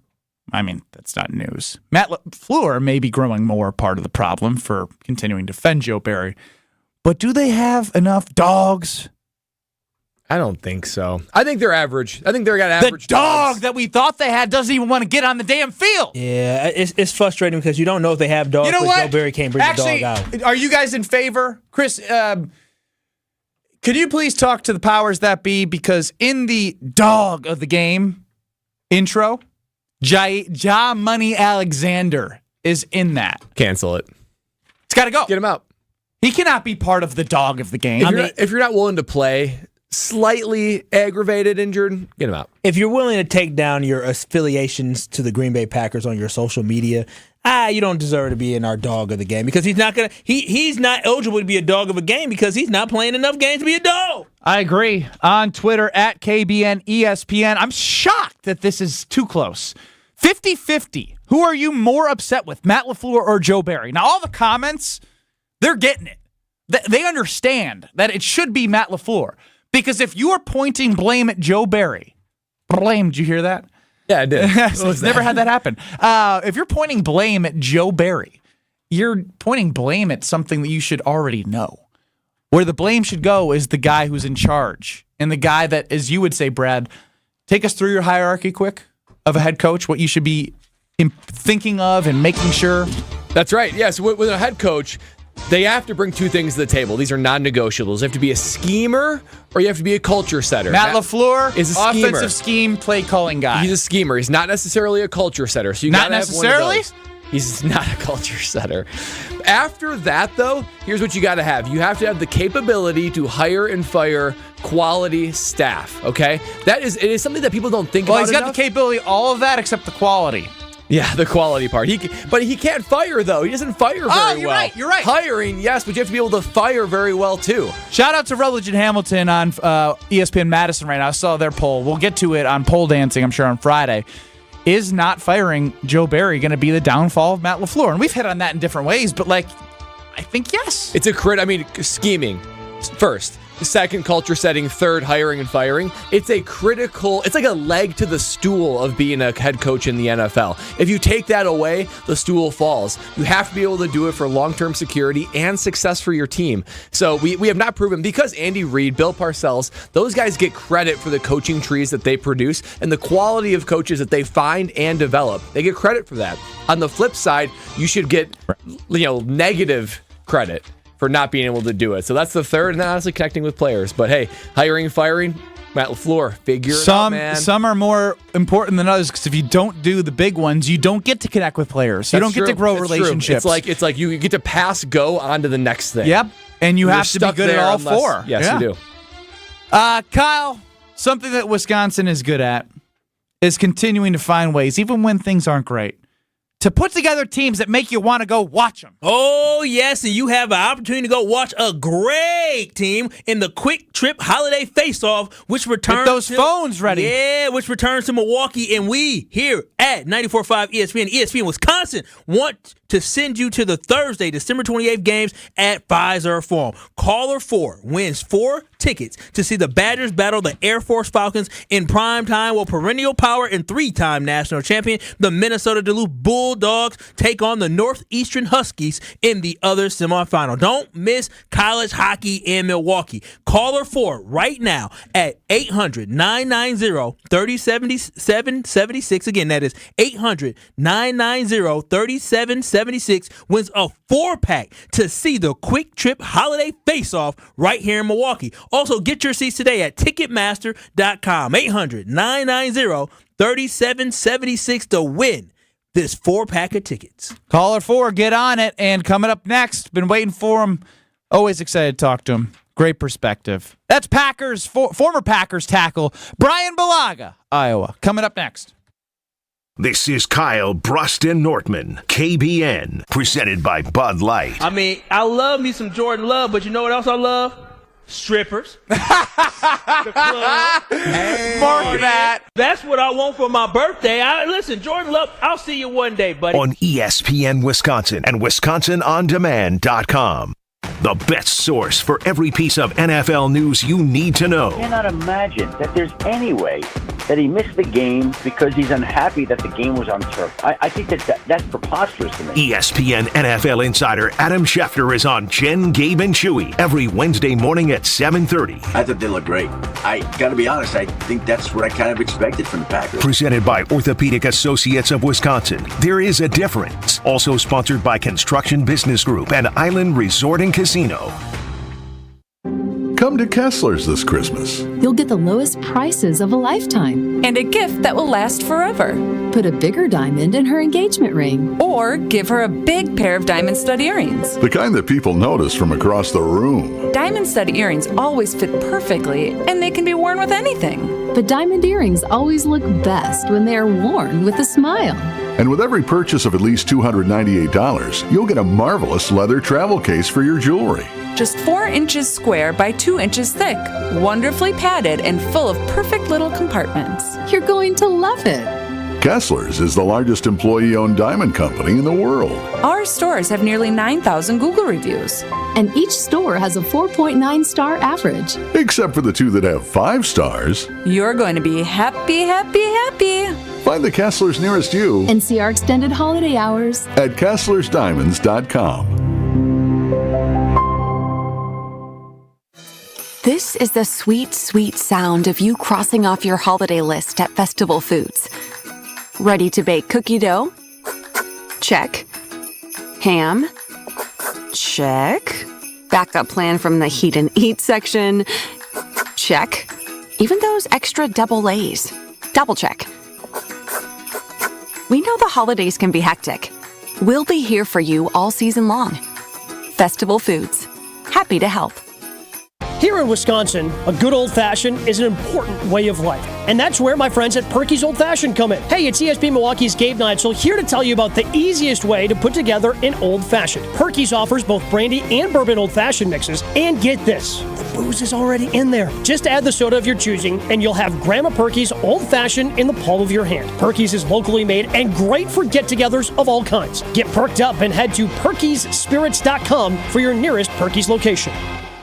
Don't put your life on hold to earn a degree. Lakeland University has a long history of making students' dreams come true. Since 1862, build a schedule that meets your needs with options for 7 and 12-week courses, evening classes, and the ability to join classes remotely. Lakeland University is Wisconsin's leader in evening and online education. They have a main campus in Sheboygan County and 6 centers throughout the whole state. Lakeland University. Affordable, quality, flexible. Find out your next steps at info.lakeland.edu. Ho, ho, ho! I need a window. Baby, it's cold outside. So where do I go? Come on, Santa. Go to Pella Windows and Doors of Wisconsin. Put no money down, no payment, and no interest for up to 18 months. Pella now, pay later. That's right, Santa. Plus, our elves install year-round and in as little as 1 day. Offer ends December 31st. Schedule your free consultation today at PellaWI.com. Certain restrictions apply. See show for details. Come to Fiserv Forum to see the resurgent Wisconsin Badgers on December 28th and 29th in the Quick Trip Holiday Face-Off. See how Coach Hastings has rebuilt the Badgers into a national power. Get your tickets now to see the Badgers battle the Air Force Falcons in primetime on day 1. The excitement continues with perennial power and 3-time national champion Minnesota Duluth playing the Northeastern Huskies in the other semifinal. Don't miss the college hockey action coming to Milwaukee and see who wins the championship on day 2. Get your seats today at Ticketmaster.com. You're listening to Kyle, Brust, and Nortman, KBN, on ESPN Wisconsin and WisconsinOnDemand.com. I need your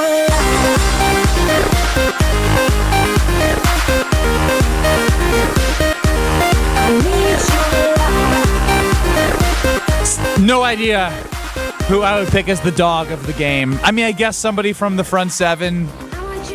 They sacked him 4 times, but they also gave up 450 yards. But the dog of the game is brought to you by Sit Mean Sit, and so is our Green Bay Props and Preview here on KBN. And if your dogs don't always listen to you, make sure you hit Sit Mean Sit up. Go to sitmeansit.com and check out their Milwaukee and Waukesha pages. You can contact Sit Mean Sit. Get that free consultation with Matt's team because whatever the issues are, they'll help talk to you and make a plan so you can train your dog to have a happy, confident, and obedient life. Nothing better. SitMeanSit.com, Milwaukee and Waukesha pages. Kyle, Brust, and Nortman. 11 minutes till I can breathe. Make sure I don't pop a blood vessel. Veins are all intact. I was very concerned about you today. I was too. Yeah. Brian Bulaga, former tackle for the Green Bay Packers, described this as awful, just awful, in regard to the Green Bay Packers Tampa Bay Buccaneers game. Brian, welcome into Kyle, Brust, and Nortman. Guys, how's it going? As you could imagine, it's going how you would imagine. Yeah. You know, I started, Brian, with frustration, obviously, with Joe Barry. But then I reminded myself, I'm not surprised by this. We have a big enough sample size of who he is as a defensive coordinator. My frustration is with Matt LaFleur because at the end of the season, he basically guaranteed him his job 2 days after the season. He didn't open up a search. He didn't, look to optimize. And it just is frustrating because now he's defending him, sort of blaming the players in the press conference. And I'm just shifting my frustration to Matt LaFleur now. Yeah, I mean, I certainly understand that. And obviously, looking at it from the outside, I mean, you would have to think that Matt probably believes that or knows that in his heart that there's going to be a change. Is there going to be a change with 3 games left? No. Right? Like, it's just not going to happen. They got rid of McCarthy at the end of the season. He was a Super Bowl winning head coach. Yeah, I know, but that's a head coaching change, and this is a coordinator change. I just don't see it happening. I think there will be a change, obviously, at the end of the season, because what we've seen the last few weeks against DeVito, and now obviously Mayfield a better player than DeVito, but still highest passer rating ever in Lambeau Field for a quarterback against Ever. Baker Mayfield. You play one of the greatest quarterbacks. You protected one of the greatest quarterbacks of all time, and Baker Mayfield has something he does not. Yeah, it's inexcusable, laughable at some points throughout the game. Literally laughable. I've never seen, and it kind of looked like it was starting to happen last week, especially in that 2-minute drive and kind of points throughout the game where receivers are just open in space. We're playing 10, yards off of receivers, and guys are just open. It's the same thing here. I mean, against the Bucs, there's receivers just running wide open in space. Like Baker. Listen, Baker Mayfield is not, Brett Favre or Joe Montana or Tom Brady. Any quarterback that is, that's halfway decent can hit these receivers. They're wide open. No one's around them for 3 to 5 yards. And it's just literally, like I said, I had a tweet, or it's Xing now, or whatever you call it. It looked like routes on air. Xing, like you're crossing the road. Yeah, whatever it is. It looked like routes on air out there, because that's literally what it looked like on the field. There's no one around the receivers, and Baker Mayfield is just throwing. Brian, that's called Skelly. They went through Skelly. That was scout team and Skelly. That's what the Packers were. They were the scout team and Skelly yesterday, where you just let the guys, let them find success. That's David Moore wasn't touched. How was David Moore not touched? Yeah, it's inexcusable, and it's really, really hard to watch. And again, like in the run game, and it's the same story in the run game. Like it's so hard for me to just not use bad words when I watch or talk about it and watch it. But it's just so hard to just watch inside zone just rip you apart on defense. And that's all they were doing. There's nothing special about it. They were just running the ball right down the Packers' throat. And it was all day. Whenever they wanted it, they'd get 5 yards. Whenever they needed 8 yards or more, Baker Mayfield found 8 yards or more. And, the funny thing about it was, like, I don't think we've seen what's the receiver's name? Godwin have a good game for how long now? Like he comes in all season long. He didn't have a lot of touchdowns. We haven't really faced an elite offense in general. Yeah, and he comes into Lambeau and goes for $155. Like, what is going on? You just ran in the middle and found the soft spot and said, hey, I'm open. Well, and Brian, when you watch the film and when you're watching this, are you seeing that this is scheme or players? Because if you're going to listen to Matt LaFleur from the press conference, he's talking about he's placing concepts, blame on the players, not necessarily the scheme. So what are you seeing?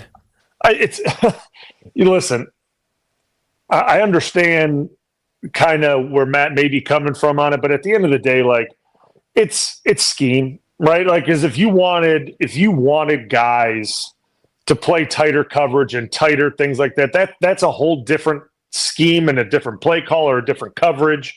Having guys play off in zone like this and having receivers just run wherever they may want to run it's a scheme. Like, that's the coverage that they're playing, and they never got out of it. They stayed in it, and I don't know if they were worried about Godwin and Mike Evans going up over the top of our guys down the field, but they didn't have to, because within 10 yards, they were wide open and they could turn it up and get more. And it was just all day. So sure, there may be some blown assignments, which, listen, I don't know the call every time or what the calls are, but, like, sure, there may be a couple here and there, but not to that magnitude. It can't be to that. If they're blowing coverages for 381 yards and 4 touchdowns and 22 of 28. If they're blowing 22 coverages for that, that's unbelievable to me. I can't believe that. So it's a scheme, and the scheme looks terrible. And I've been a supporter of Joe Barry throughout the season. I have, and I have no problem saying it. I've watched all the games, and there's been really good showings. And what I've seen the last few weeks, especially in the 2-minute drive against the Giants, and now this, I can't. There's nothing I can really say. It's abysmal. It's terrible. Because it's time. And so what I'm thinking is, you being a former player, you and Brad being a former player, at what point does the frustration with the defense and Joe Barry and the offense with Joe Barry and the defense not stepping up boil over to the fact that they're like, my goodness, when are we going to make a change? It's probably there. It's probably there right now. And I don't know what the Packers playoff scenarios are now. Like, I don't know what it is. I don't know if they have to win. Thinking about it anyway. Just go win what's in front of you. No, I get that. I understand that. But say if they drop one more, they're completely out of it. You may see the boiling over sooner than later. We'll just put it that way. And it could potentially become public. And that's when it gets messy. And it does get messy. So, man, it's hard to watch. It really is. And this is 2 weeks in a row where this problem has really showed its head, and maybe the wins did cover up some issues, but here they are right in our face, and it is not good. Brian, gather your thoughts, take a breath. It's going to be a hard hour because it was a hard 3 hours. Thank you for the time. We'll hear you on the Homer Hour from 5 to 6. That's Brian Bulaga. Really quick here, sad news out of Wisconsin basketball. An alumni lost his life to cancer. Thought I'd end the show with a shout out there. We obviously do a lot of fun things on the show and get to talk sports, but life happens in all of our worlds. So Walt McGrory has passed away, and just wanted to give a shout there. R.I.P. to him, and Homer Hour will be up next.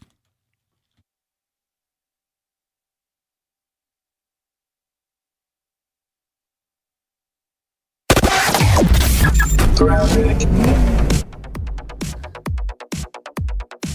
894, right past Beloit Road, the right lane is blocked right now, so it's pretty much solid all the way back to the zoo.